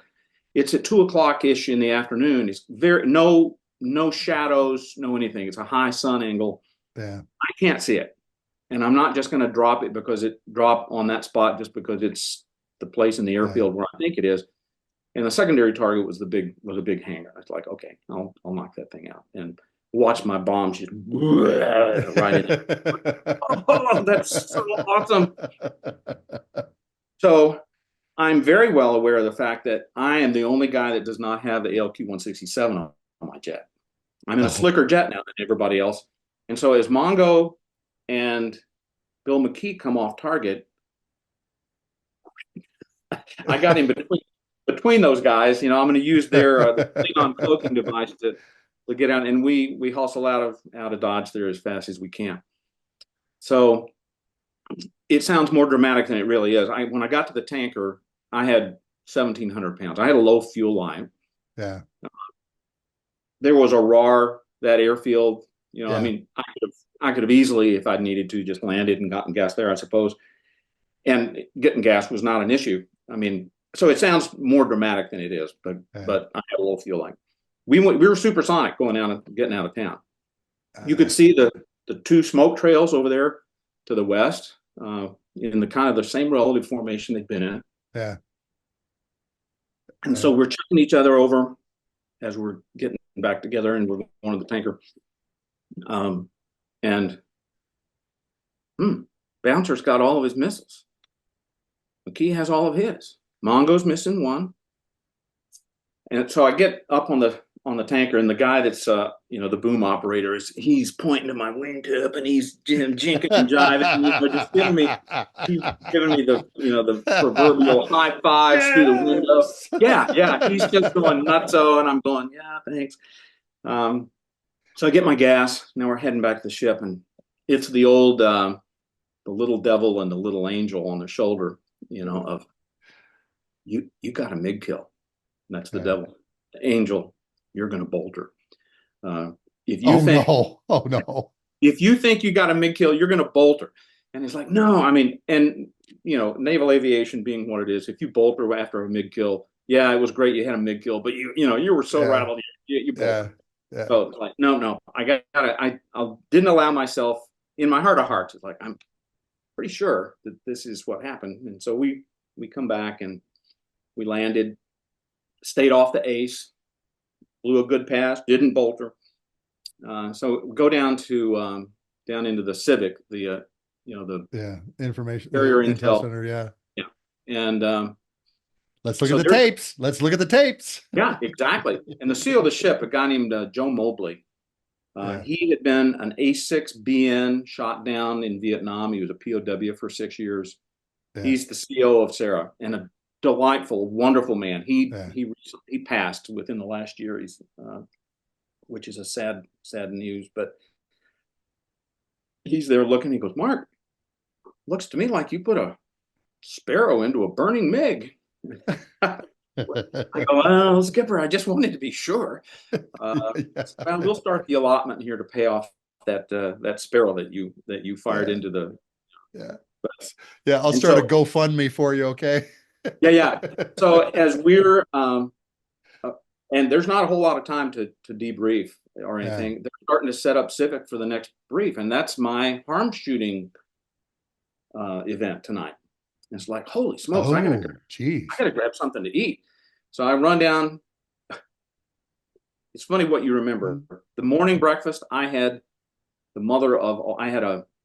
a chili cheese omelet with I mean, it was a good thing I was in a single seat airplane. And so then that evening they had some sort of I don't know, lasagna or something, but so I run down, grab a bite to eat, and come back up, and they're all sitting and they're starting this thing. And the A6 XO is the strike lead on this thing, and he's going, okay, our targets tonight are the hangar at H3, and I said, hey, XO, I put 4 Mark 84s on it this afternoon. It ain't there. Well, it's got holes in it anyway. And he goes, nope, we've already got our offset aim points, and we, no, don't want to hear. So they're going to go after the same thing. And it's like, okay. All right. And this high overcast layers now kind of blows across, and we are in and out. I mean, the tanking, finding the tanker and then getting on the tanker, and then you're in and out at, it's in the dark, most vertigo inducing environment that's possible. And you're sucking off the Iron Maiden too. Oh yeah. Yes. And so my wingman, a guy named Bob King, call sign Kong, he had a very gravelly voice, and it's actually a Tomcat. We're on the tanker, and a set of Tomcat lights does a barrel roll over the tanker, over us, everything. And at the exact same moment that this is happening, Kong comes up and he goes, Mert, I got vertigo. And it's not a Hornet, but his comment and the set of lights, I'm saying, Kong, get on the gauges, lever your wings. I'm talking him through an unusual attitude recovery. Yeah. He goes, Mert, I'm flying column off of you. He was right here. My radar altimeter went off.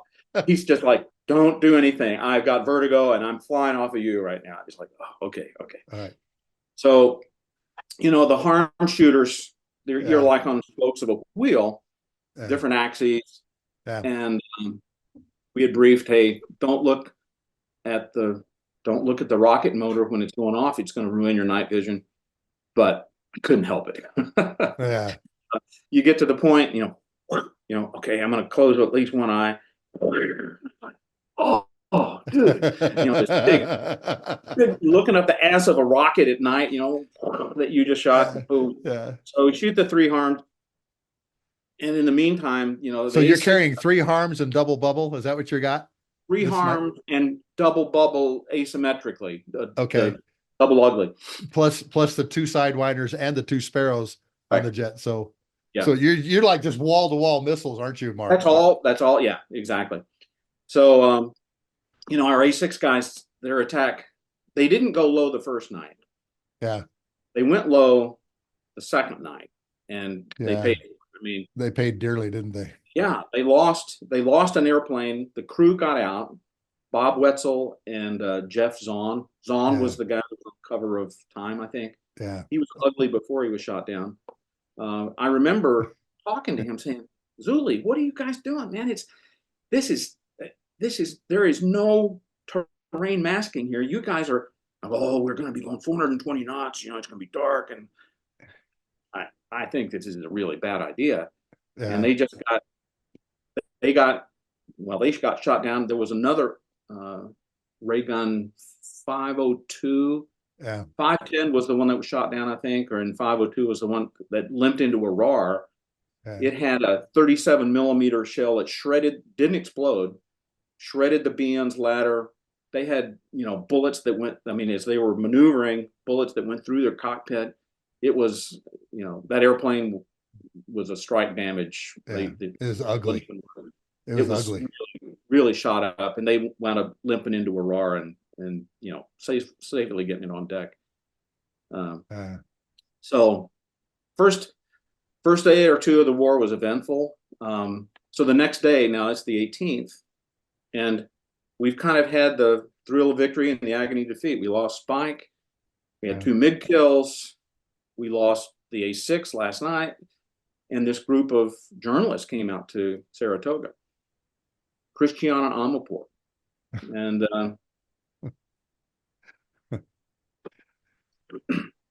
Mongo and I are like, no. And I talked to my skipper. I talked to Spock Anderson. I talked to the DCAG.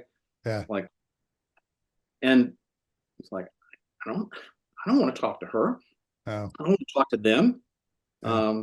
And the big XO of the ship, he was the grown up. He goes, hey, listen, there's a lot of stuff going on, but you guys are the good news story in this air wing so far. Yeah. And it's, you get to tell however you choose to tell it. You don't have to give your names. You don't have to be on camera. You don't have to, you can do whatever you want. And so Mongo and I had agreed, we'll either do it together or we won't do it at all. So, all right, we're going to do it. No cameras, no names, just call signs. Yeah. And this is, first question that reporters want to know how you feel. What's it feel like to kill another man? I said, well, I didn't have any problem sleeping last night, and that was true. I'd had about a 22-hour day or something. Yeah. I said, nothing personal. It's just business. If he could have, he would have shot me down, and it was my job to get to the target and drop my bombs. And he failed, and I succeeded. So I didn't have any problem sleeping. How do you feel about the loss of your squadron mate, Scott Spiker? I go, well, as far as I'm concerned, he's out in the desert someplace, and his radio's not working, and he's really pissed off, picking sand fleas out of his shorts. And we're going to get him back. So, call sign, MERD. What's that stand for? Well, maximum rated thrust. And let the record show, this is pre-Tailhook 91 when she asked this. Maximum rated thrust. Does that have a sexual connotation? Oh, jeez. I could only wish that it did. No, it's an airplane. It's an airplane. It's an airplane thing. Yeah. Yeah. But she met one of my buddies. It's interesting. She's on your ship. One of my Wild Weasel buddies, the guys that we refueled the first night of the war, Mark. She was waiting for them to go across the flight line. Okay. And he's the Weasel commander for the opening night. Okay. And she puts the mic in Walton's face, George Walton's face. John Boy goes, "Sir, are you a religious man?" And without skipping a beat, without even breaking his stride, he looks at her and goes, "I am tonight, lady."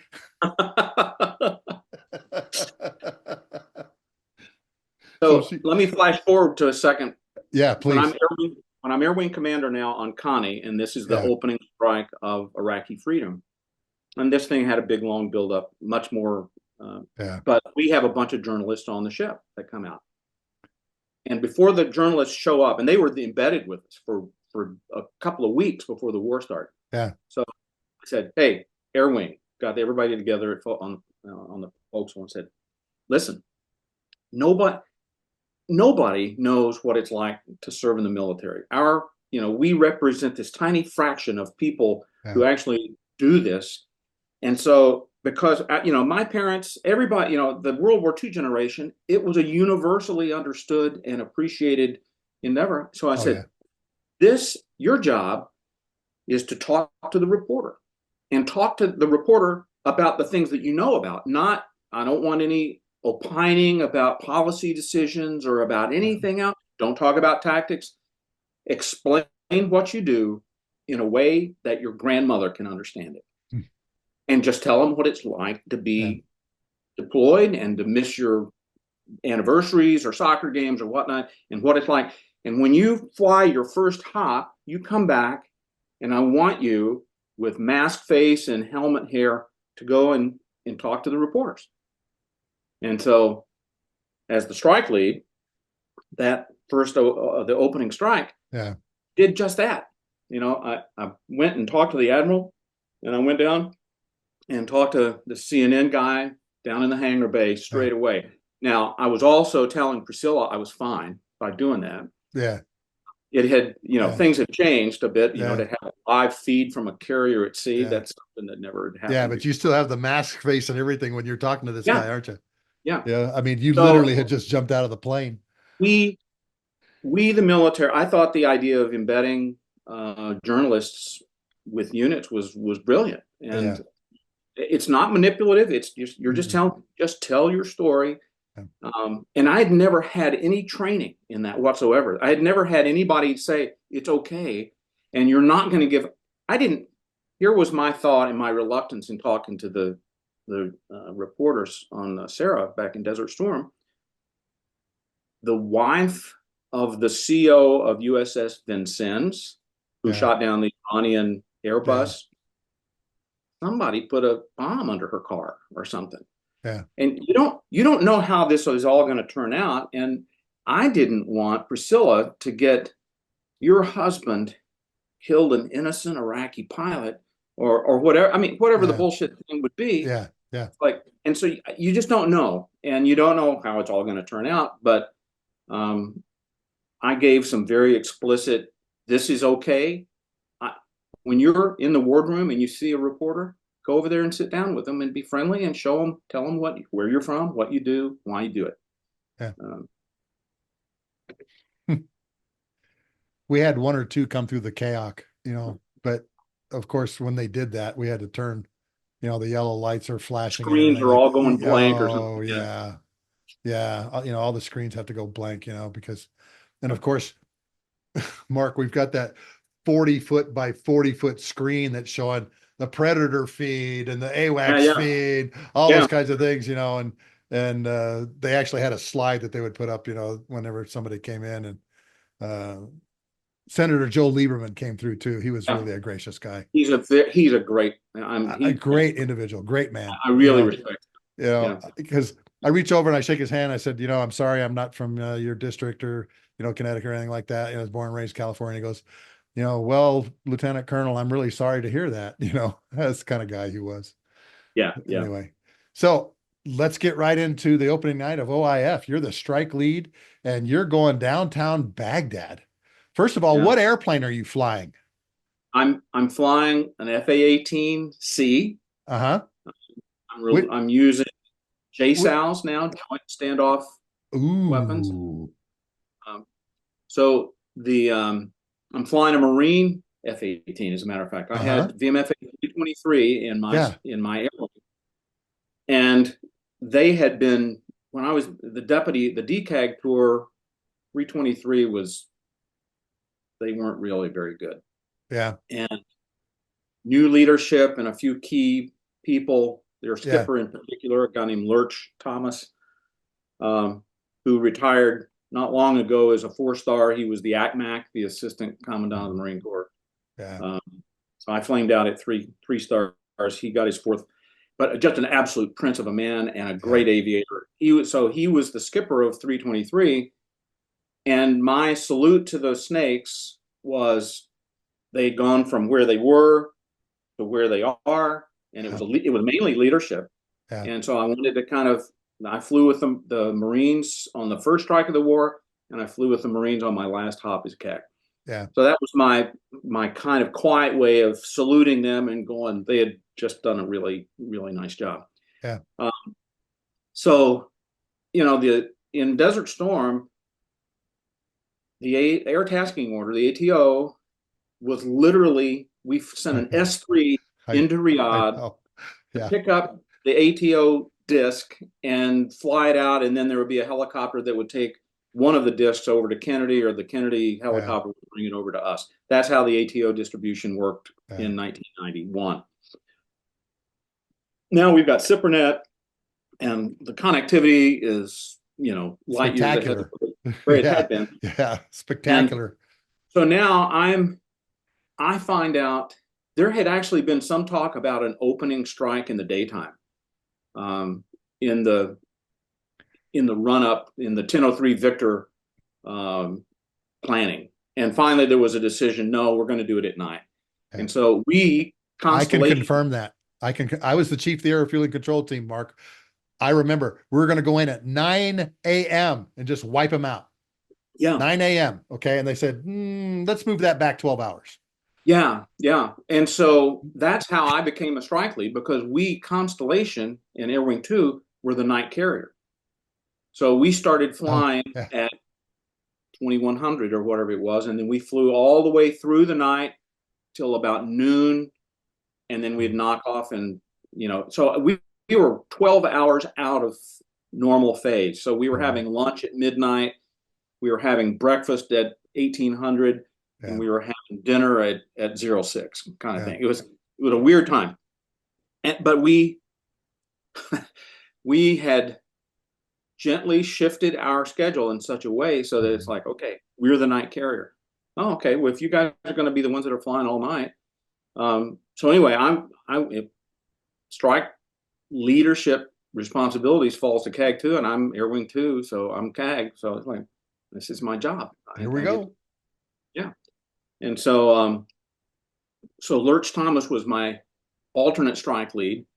And now we're coordinating guys from Whiteman and F-117s and Strike Eagles and Tornadoes, and so basically CJs, everything. CJs, we've got the harm. So there's well over probably 150 airplanes over a period of opening strike, where we have 5 axes of jamming. So it's like the Chrysler Star. So you're never very far away from being in the main beam of an axis of jamming, either ingress or egress. We had far fewer. You'll speak of this. Far fewer tankers this time, and so there's a lot more teeth sucking. And maybe we can do this with our S3s and that sort of thing. Cut it by half. We're cut by half. We had half as many tankers for OIF as we did for Desert Storm. Right. 200. Right. We had 352 during Desert Storm. Yeah. Yeah. And I feel like I've plugged every single one of them. You probably did. Any Air Force KC-135 guy, I owe a beer. That's just all it is. Or stronger. Yeah. Or stronger. But so anyway, we put this all together, and getting interesting inputs of the F-117 guys want to be a lot lower than I thought they would have wanted to be. Yeah. And the B-2 guys wanted to be a lot higher. It's like, okay. Yeah. So, and then we had this program where you can now run it and make sure that we don't have bombs falling through people's flight paths, and just run it over and over and over and go, okay, how are we doing? Okay. And just put this thing together. And it was, without SIPRNet, we couldn't have done it. I mean, there's just simply no way. We had also, so the compare contrast, I mean, we're using GPS guided weapons. We have 100% smart weapons. The only smart weapons that I employed in Desert Storm were HARM a Mav. No, I didn't drop one, but there was a walleye, a couple of walleyes that were dropped. So almost exclusively, except for harm, 100% dumb bombs, and Iraqi Freedom, 100% smart weapons. I mean, so there's a generation. The airplanes look the same, but the level of precision, in the old days of the Cold War and of dumb bombs, you go, okay, how many sorties per target point do we need to program for this based on the accuracy of the airplane? And now it's how many targets per sortie. You can hit a bunch of different targets with smart weapons, and it seems obvious today, but that was revolutionary in 2003. Oh yeah. We had done, there was some very heavy lifting to get JDAMs, to get the Tomcat able to drop JDAMs. Yeah. Because they hadn't, the Tomcat sunset was on the horizon. Yeah. But there had been heroic effort to get JDAMs on Tomcats for the war, and it worked out. Our Tomcats, I looked at the maintenance man hours per flight hour of the people in my air wing, the squadrons in my air wing. And the Tomcat, when it works, it's magnificent. But boy, is it hard to keep up, and it's hard to make it work. Yeah. In a way, if you can get it airborne and make it work, then keep it there, So the Tomcat maintainers were working a lot harder maintenance man hour per flight hour than the Hornet guys. And so it's obvious the Hornets are going to be the sortie generators, and then we'll use the Tomcats. There was some soft stuff that was going on out in the West. Yep. But anyway, the opening strike, it was in reverse. There's the ground war is starting as we're going on March 21st. You look down there and you're on that's the other thing is I'm flying on goggles now, and so you can your SA is so much higher with the set of NVGs on your head. So there was a big overcast, a big wind out of the west again, a jet stream, and now just kind of doing the time distance piece of working I got to get to my launch spot. And then poof, we come out of this overcast, and there is Baghdad on goggles. So it's like Detroit. It's a city about the size of Detroit, and it's spectacularly laid out. And boom, at 2100 or whatever time our TOT was, 9 o'clock. Yeah. We launched, I guess, probably at 17 something or 18. Anyway, boom. Things start blowing up, and ballistically launched SAMs. I mean, it's like it was like the 4th of July, and you look under your goggles and you can still see some of that stuff, but it's very vivid on a set of goggles. And anyway, you're seeing every puff of smoke on a goggles, aren't you?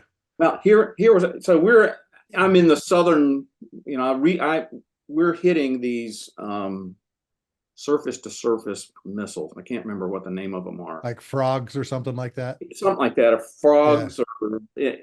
Anyway, so the ones that we're hitting are north of Baghdad. So we're flying essentially into Baghdad, close to the airport. And so I'd never dropped a JDAM. I'd employed JDAM and LG, laser-guided munitions, but I'd never dropped a JSOW. So plunk, plunk, plunk, they come off. So it's like, all right, let's get out of town. So I'm starting to turn. And as I look down, so I'm over the southern part of Baghdad and some of the areas where it's sort of sparse. It's not quite developed really, but there's a grid square down there, grid squares, and there's twinkling in a grid square fashion. I'm going, what in the devil is that? And then I realize he has troops arrayed along the roads in these neighborhoods, and they're just shooting up in the air. Yeah. And I said, well, it'd be you remember the helos that got shot down? It's like a week later or something like that. I don't remember. The 26th, somewhere around there. It was really close to when we had the Shamal. Yeah. So bad night to go low. Yeah. and just barrage. And it's like, I can't believe my eyes. Look at that. And it is literally city block squares of small arms fire, you know.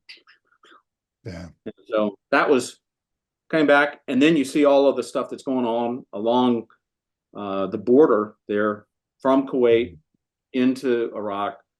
And so it's reversed in many ways. We had one set piece strike, if you will, and then everything else turned into a on-call close air support, or, you know, targeting. You didn't know where your bombs were going to go. Like Yeah, exactly. And so there are a couple of vivid memories. One is the Shamal. I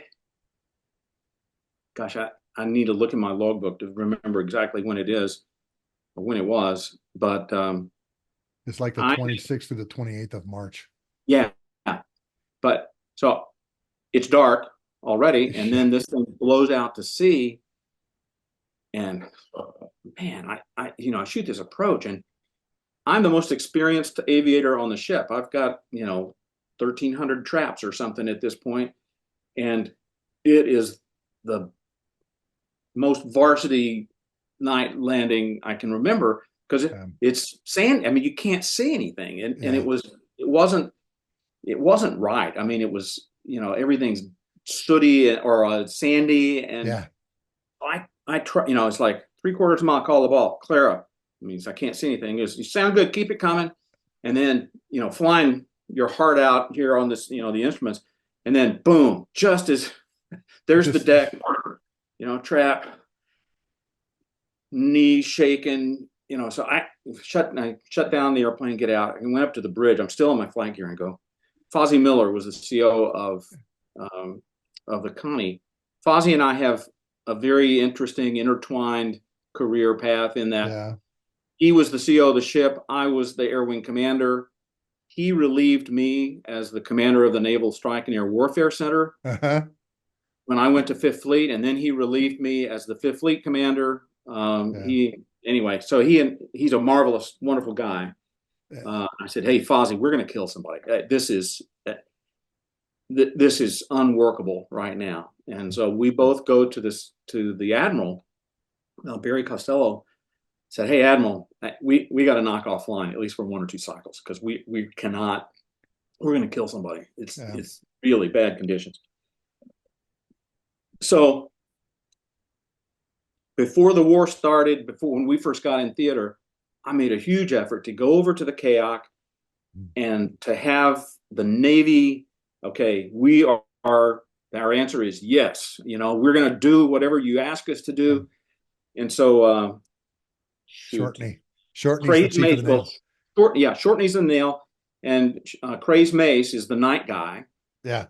And so I'm debriefing in Civic, and I get, "Hey, CAG, you got a call from the KAOC." I go in there, and Craze is going, "Hey, listen, Mert, you guys are the only people who are flying right now. And oh no, we have troops in contact. We have discrete information. Our Marines are going to get slimed tonight. We have intel of the bad guys using chemical weapons, and we know where to put the weapon." It's like, wow.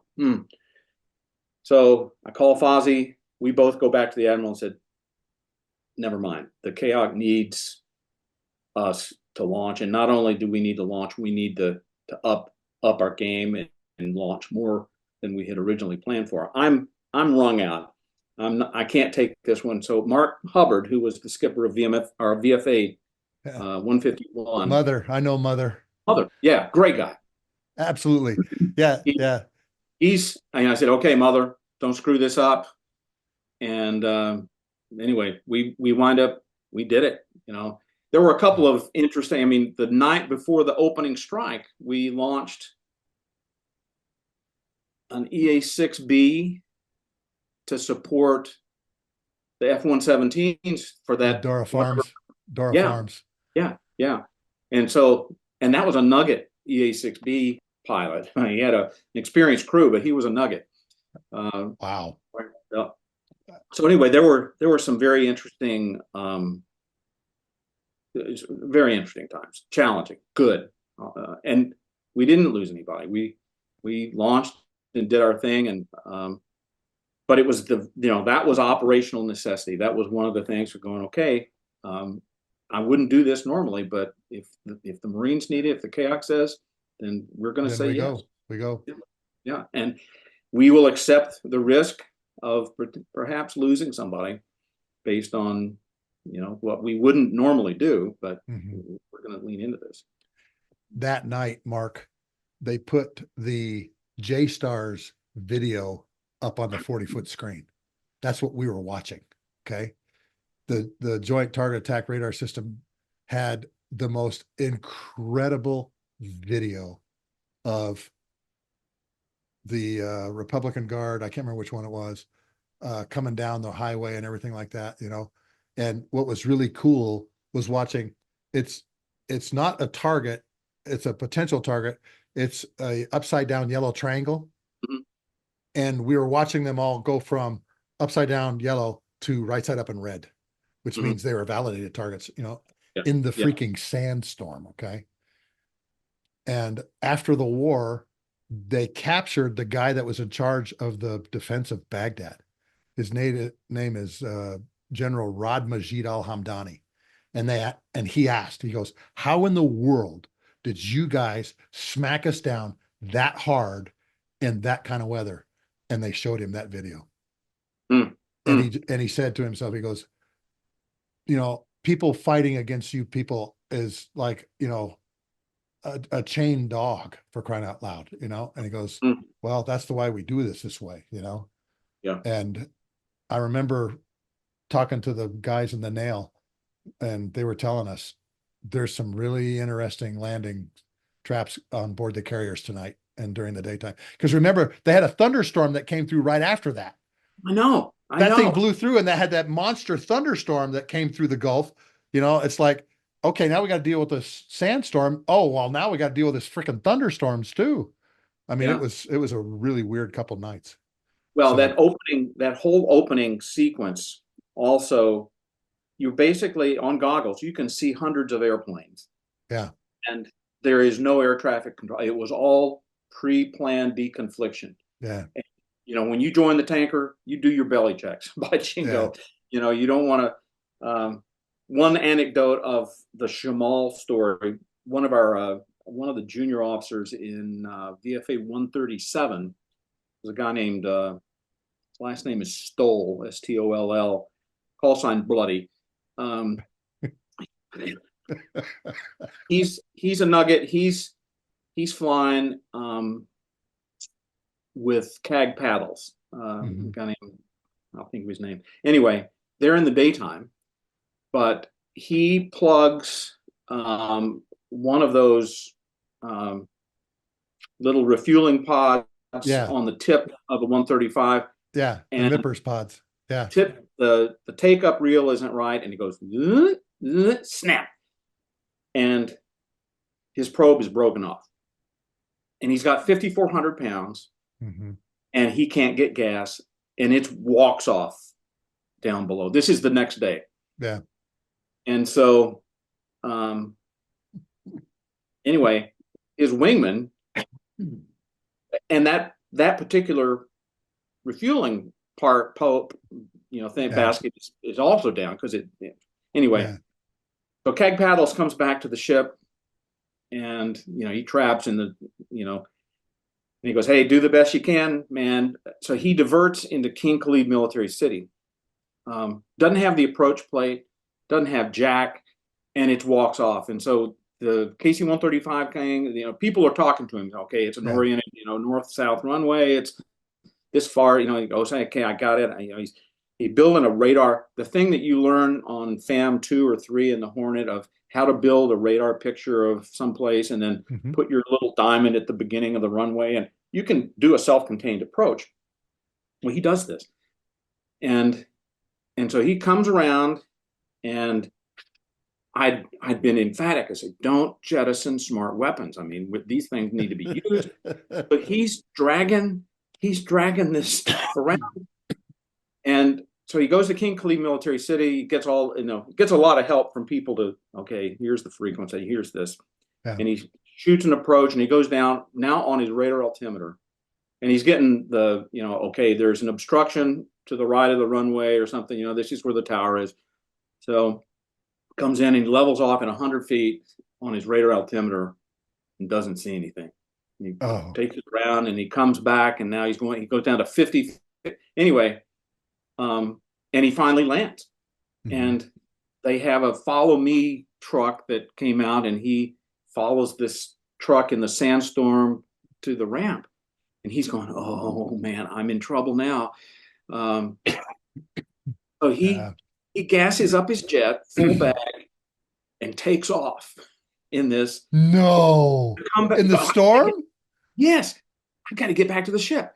Well, by the time he gets back to Persian Gulf, we Constellation are out of flight ops. We're in our quiet period, and so Lincoln is operating, and so he finally he goes over here and lands on Lincoln. And a buddy of mine, a good friend, Casey Albright, was the CAG on.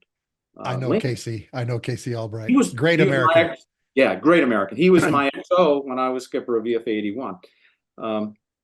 Anyway, and they're princes over there. They fix his jet. They don't trash it with wrong ship or any of that stuff. They fixed his probe.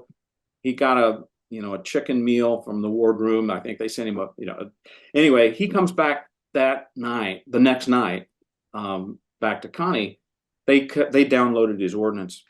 And so anyway, CAG Paddles comes to me and he goes, hey, did you hear the story from Bloody Skull? No, I mean, I'd heard he safely landed at King Khalid Military City, so I thought there must be some sort of a hole or something. He goes, have him come in and tell you the story.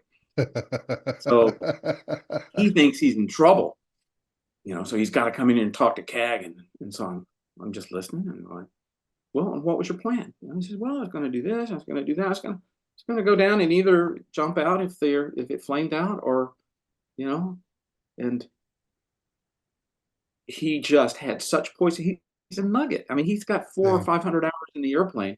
Yeah. And so I sent this thing back to Mike Malone was Air Pac at the time, 3-star, and Timbo Keating was 5th Fleet. Yeah. So I sent this thing to these two guys and these two guys only. Well, I CC'd my boss, Admiral Costello. I said, I just want you to understand some of the airmanship that's been displayed out here with this. And I gave him the story. Keating, I don't know if you've ever dealt with him or not. He's a great American. I met him last year at 2023 Tailhook. For the very first time. I got to lay eyes on him and I told him who I was and everything. And he gave me a big hug and he says, Sluggo, if you and I are ever in the same bar at the same time, drinks are on me. Yep. It's the same. So Keating, when he gets this, he types in all caps. It's like he's shouting. And he goes, oh, this makes my heart soar like an eagle. I told him, hey, there'll be an individual air medal write-up inbound to this. And he goes, it's approved. But so there was a story that was just unbelievable. Yeah. And this kid, he did it. He handled it as well as anybody who had 3,000 hours in a jet. It was good. Amazing. Hey, I want to transition real quick. What was it like being in the White House as the White House military director? Talk about that assignment. Well, so I didn't have any orders. Number one, my rotation date, I was supposed to leave my Air Wing Command tour in February of 2003. And the guys in the personnel, the people who are the assignment, the writers of the orders, and it's like, nope, you don't get to extend, you're not. But my boss, Barry Costello, he went to the mat for me and he goes, hey, if we're going to war and I want CAG Fox to be the one who leads us on this. So I wind up, I don't have any orders when I leave my CAG. Here's a good story. The end, it's now mid-April, I guess. Yeah. And we have this double secret probation. Hey, listen, the war's is we're gonna go home. The war's over, and don't tell anybody. Yeah. And so I bring all of the COs on the air wing into my office and say, okay, this is double secret. Don't tell anybody. And, hey, the war's over and we're leaving soon. And then on the TV, CNN ticker line going across, USS Constellation will be leaving the, okay. So I need to have a change. I have a change of command. We do the Tomcats change of command. And then I have the air wing change of command, and I get into a helicopter and fly into Bahrain. I crash at Harry Harris's villa in Bahrain. Harry was the he was on the Fifth Fleet staff at the time, working for Keating. And so I fly directly back from Bahrain to DC to interview at the White House military office. And so Priscilla joins me from California. And so I go through this, it's a number of days, interviews and all of this stuff. And finally it culminates with a meeting with Andy Card, who's the president's chief of staff. What a decent and wonderful human being.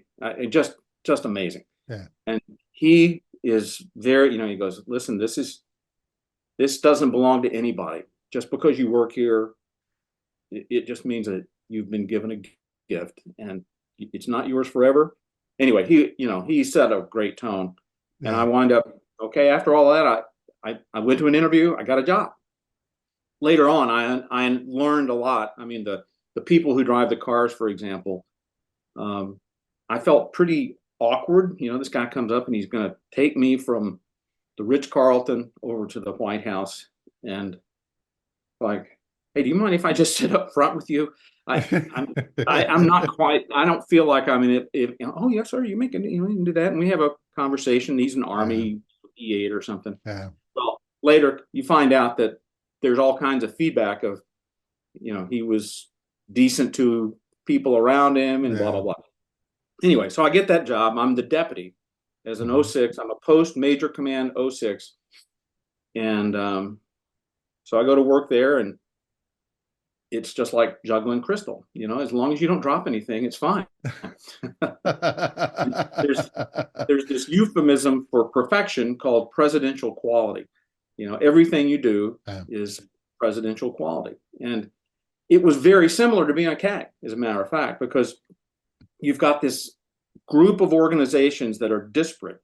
You've got Camp David, you've got the White House Communications Agency, WACA, you've got Air Force One, Marine One, the medical unit, the transportation agency, this whole spectrum of differing organizations, the biggest one being the communications agent. There's probably, 800 or 900 people. Wow, I didn't know that. That's a lot of people. There's over 2,000 people that work at the White House military office. And it's a lot more than, it's the piece of the iceberg that you don't see. I'll put it that way. Yeah, I didn't know there was 2,000 people working there. Holy smokes, that's a lot. Well, the communications agency is over at Anacostia or in Bowling, Anyway, it's called Carpet, the guys who drive the cars around. But Camp David, got Marines up at Camp David, Marine One. So the guy that I wound up working for is a guy named Mike Miller, who was a naval officer, and he had been the deputy, and then he had made flag, and now he became the director. He was the deputy during 9/11. And the guy who was the director on 9/11, let's just put it, he wound up leaving and being, actually, it was kind of a boost up and out. He became the head of the NTSB. And so Miller became the director, and now the deputy is gapped while I'm doing my CAG thing. Yeah. So Miller said, hey, listen, I'm a one-time freak of nature. It's not a fleet up billet. I was an 06, I made flag. Now I'm an 07 and I'm the director. But that's, it's a one-time one-off. So am I don't have any expectations whatsoever. And so I'd been there through the campaign of 2004. So I got there in the summer of 2003, through the campaign and into the end of 2004. And Miller calls me one time after the election in December of 2005. And he goes, "Hey, Mert, you got any phone calls?" I go, "Well, yeah, I talked to the mill aide this weekend about something at camp or this." He goes, No, I'm not talking about that. I'm talking about the flag, the results of the flag board. I go, "No, nobody's called me." And he goes, "Well, I was at the CNO's house for a Christmas party and a little birdie landed on my shoulder." I go, So I hang up and I get a glass of wine to sit down with Priscilla. I said, I just found out that I made, the flag list. And she goes, "You're not his replacement. You're not his relief, are you?" I said, "No, there's no way." It was absolutely not. So the next day I go, "Hey, madman, am I your relief?" He goes, "Yeah." And I go, "Oh, hell, man, I should have had a Manhattan." So I did the exact same thing that Miller did. So I was the deputy, and then I fleeted up. And so I took over in January of 2005. I'm sorry. Yeah. December of 04, January 2005. And I was there until, I was away from the Navy from 2003 until 2008, because I went to WAMO as the deputy for 2 years, essentially, and as the director for 2 years. Mm-hmm. Then I went to Baghdad.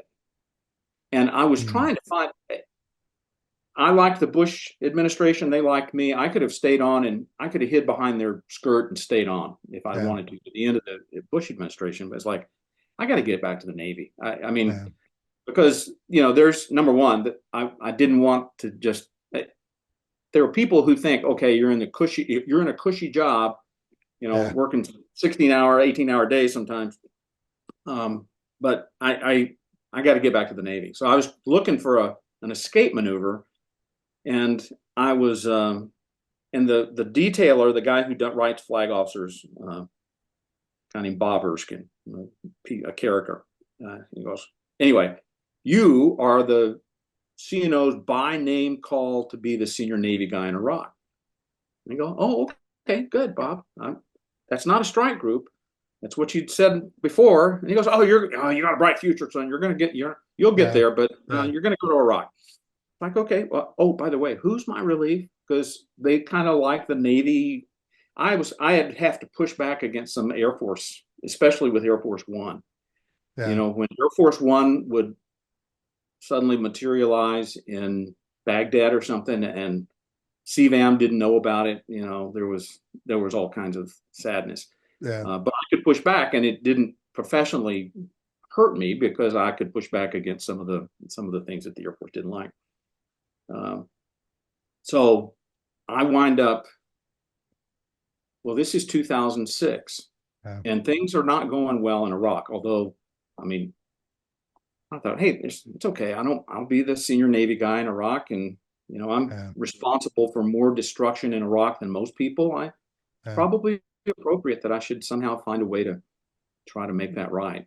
And so I didn't normally travel with the First Lady, but she was the ship sponsor for USS Texas, a submarine.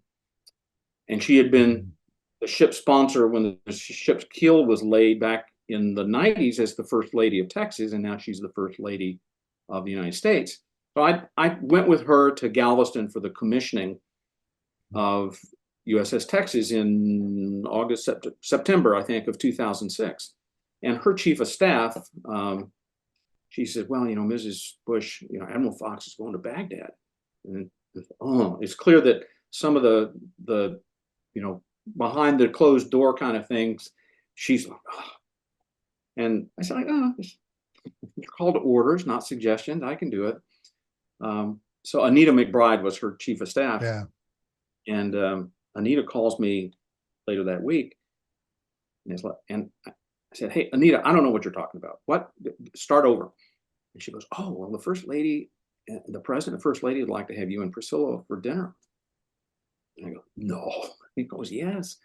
So I called Priscilla and I said, hey, listen, sit down. I'm not being silly and I'm not joking. We have an invitation to have dinner with the president and the first lady.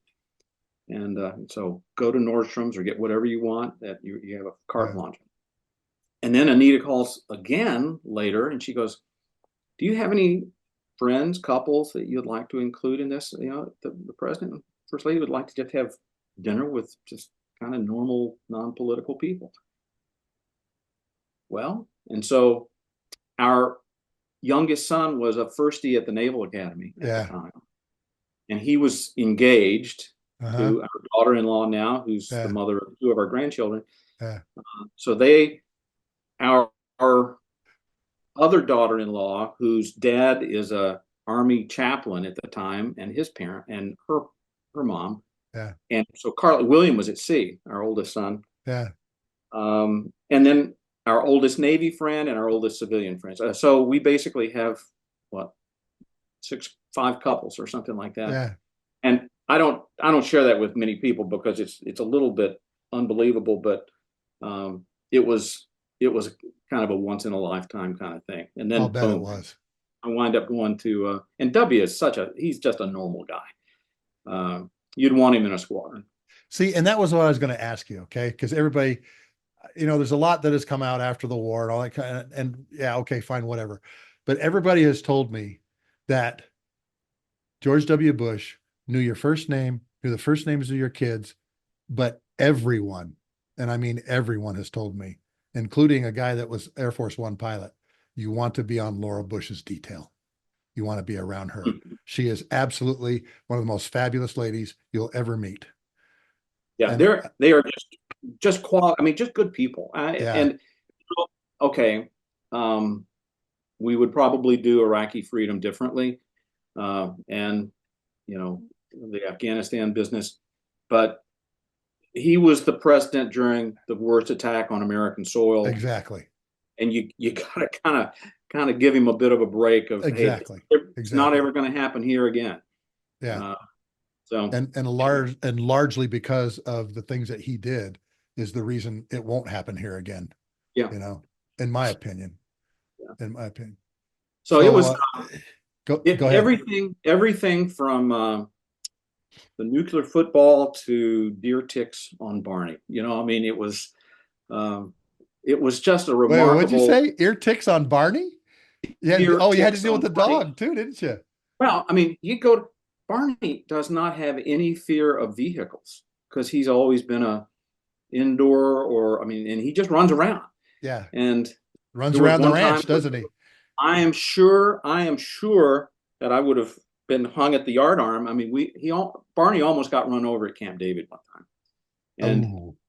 And the president's doc is also the president's vet.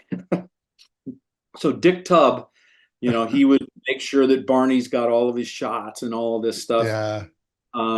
You know, Camp David is, you know, it's just it's a once in a lifetime kind of thing where you have an opportunity to serve in that capacity. I would get these calls from the what's the term? The guys that are responsible for the White House. They're part of the National Park Service. Yeah. Anyway, the ushers office. I get these calls. Admiral Fox, the Marine band, they were spitting on the floor in the East Room. What? You kidding me? What? What? Well, a French horn with a spit valve or something when you're playing. Oh, yeah. You know, and you know, the ushers got his panties in a wad over the fact that the musicians were musicians and doing whatever they do. Or another time was like the Marine One pilot was just a hot dog coming in here. He was doing, kind of tattling on him. Call a CO of HMX-1, who was the guy.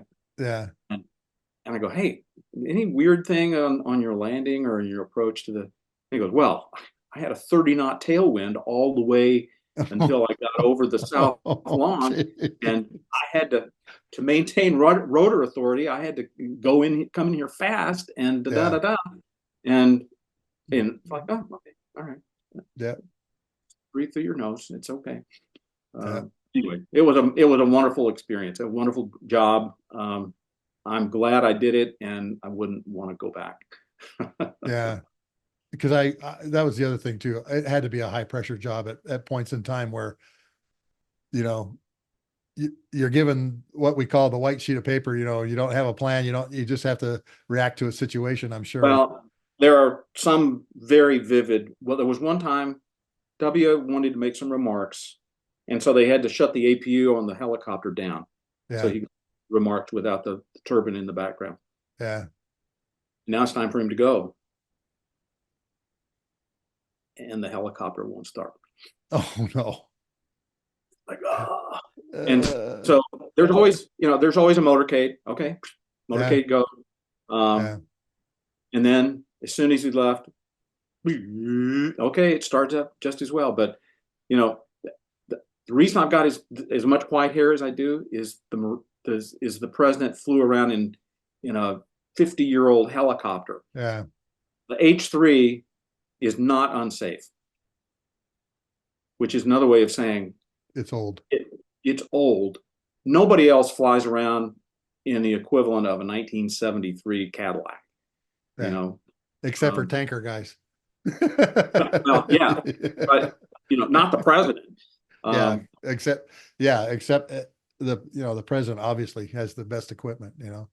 Yeah, well, the way you mitigate, you know, anyway, the H-3 needs to go, and it's been a marvelous machine, but they went from 14 to 12 to 10. We were about to go to 8 passengers, and we figured out a way to get a different kind of paint that was lighter, and we got different kind of rotor blades and stuff. And so, I mean, they are well-maintained birds, but they're old.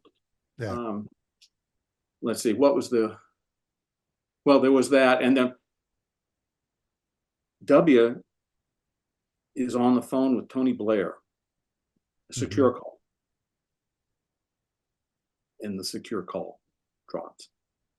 And I was there, I mean, I'm sitting there going, I've got a whole team of people who are, you know, wizards with communications, but I'm the one that got the burning, what's the matter with your communications here, Admiral? You know, I mean, hey, we're on it, sir. Anyway, it was good. He's a decent man. I appreciate him. And I miss him. Yeah. Hey, last thing I want to talk to you about, man. You're running the Navy Strike and Air Warfare Center. Yeah. As your kind of your fini job. That must have been, you know, that'd be like running the weapons school. Yeah, it was. You've got a bunch of really talented, motivated, hard-charging young bucks and does now, I guess, that are just, you know, knocking it out of the park. I mean, the Top Gun bros and all of the cream of every community is there, and they're motivated. And it was, and I was fine. I probably reached my zenith in terms of knowing the airplane from the Lot 10 that I flew in Desert Storm. Yeah. And I flew the Lot 10 again when I was skipper. And one of the airplane, in fact, the airplane that Bill McKee was flying, 400, that managed on your nose at 15, that airplane wound up at Fallon when I was there. Oh. And so I wound up flying that bird. And, you know, you get some pretty old metal up there. I mean, in terms of, and I was always the wingman that gets shot and I'll go home. I was flying, and it was great flying. But you know, the young gurus, the really the Top Gun bros, really good. Yeah. What time frame was this? When you were at Fallon? I was in Fallon from 2009 to 10. Okay. So I left the White House, went to Baghdad in 2006, got back in late 2007 from Baghdad. Yeah. That was hard government work. I'll bet. I met every everybody in the Army, though. I mean, I know more people in the Army and Air Force almost than I do the Navy. Then I got back, took command of the Carrier Strike Group, the Harry S. Truman Strike Group, deployed in 2008. And so I made the last half. I relieved Shortney, as a matter of fact. He was the Strike Group commander. Shortney's a great American. He's great people. 08 to 09, Strike Group Command. 09 to 10, Naval Strike and Air Warfare Center. And then 10 to 12, Fifth Fleet. I relieved Shortney again at Fifth Fleet. And then I came back and it was the Navy's N3 and 5 for a year, 12, 13. And then 14 to 16, I was the deputy at CENTCOM. And that was more hard government work. Yeah. Trigger Saunders is a really good friend. He was the Top Gun commander for a while. Yeah. He and I were young 03s living next door to each other when he was at Kadena flying F-15s. So he and I go way back. Anyway. Hey, we've been at this for a long time. Yeah, I hope I didn't wear you out or No, I could keep going.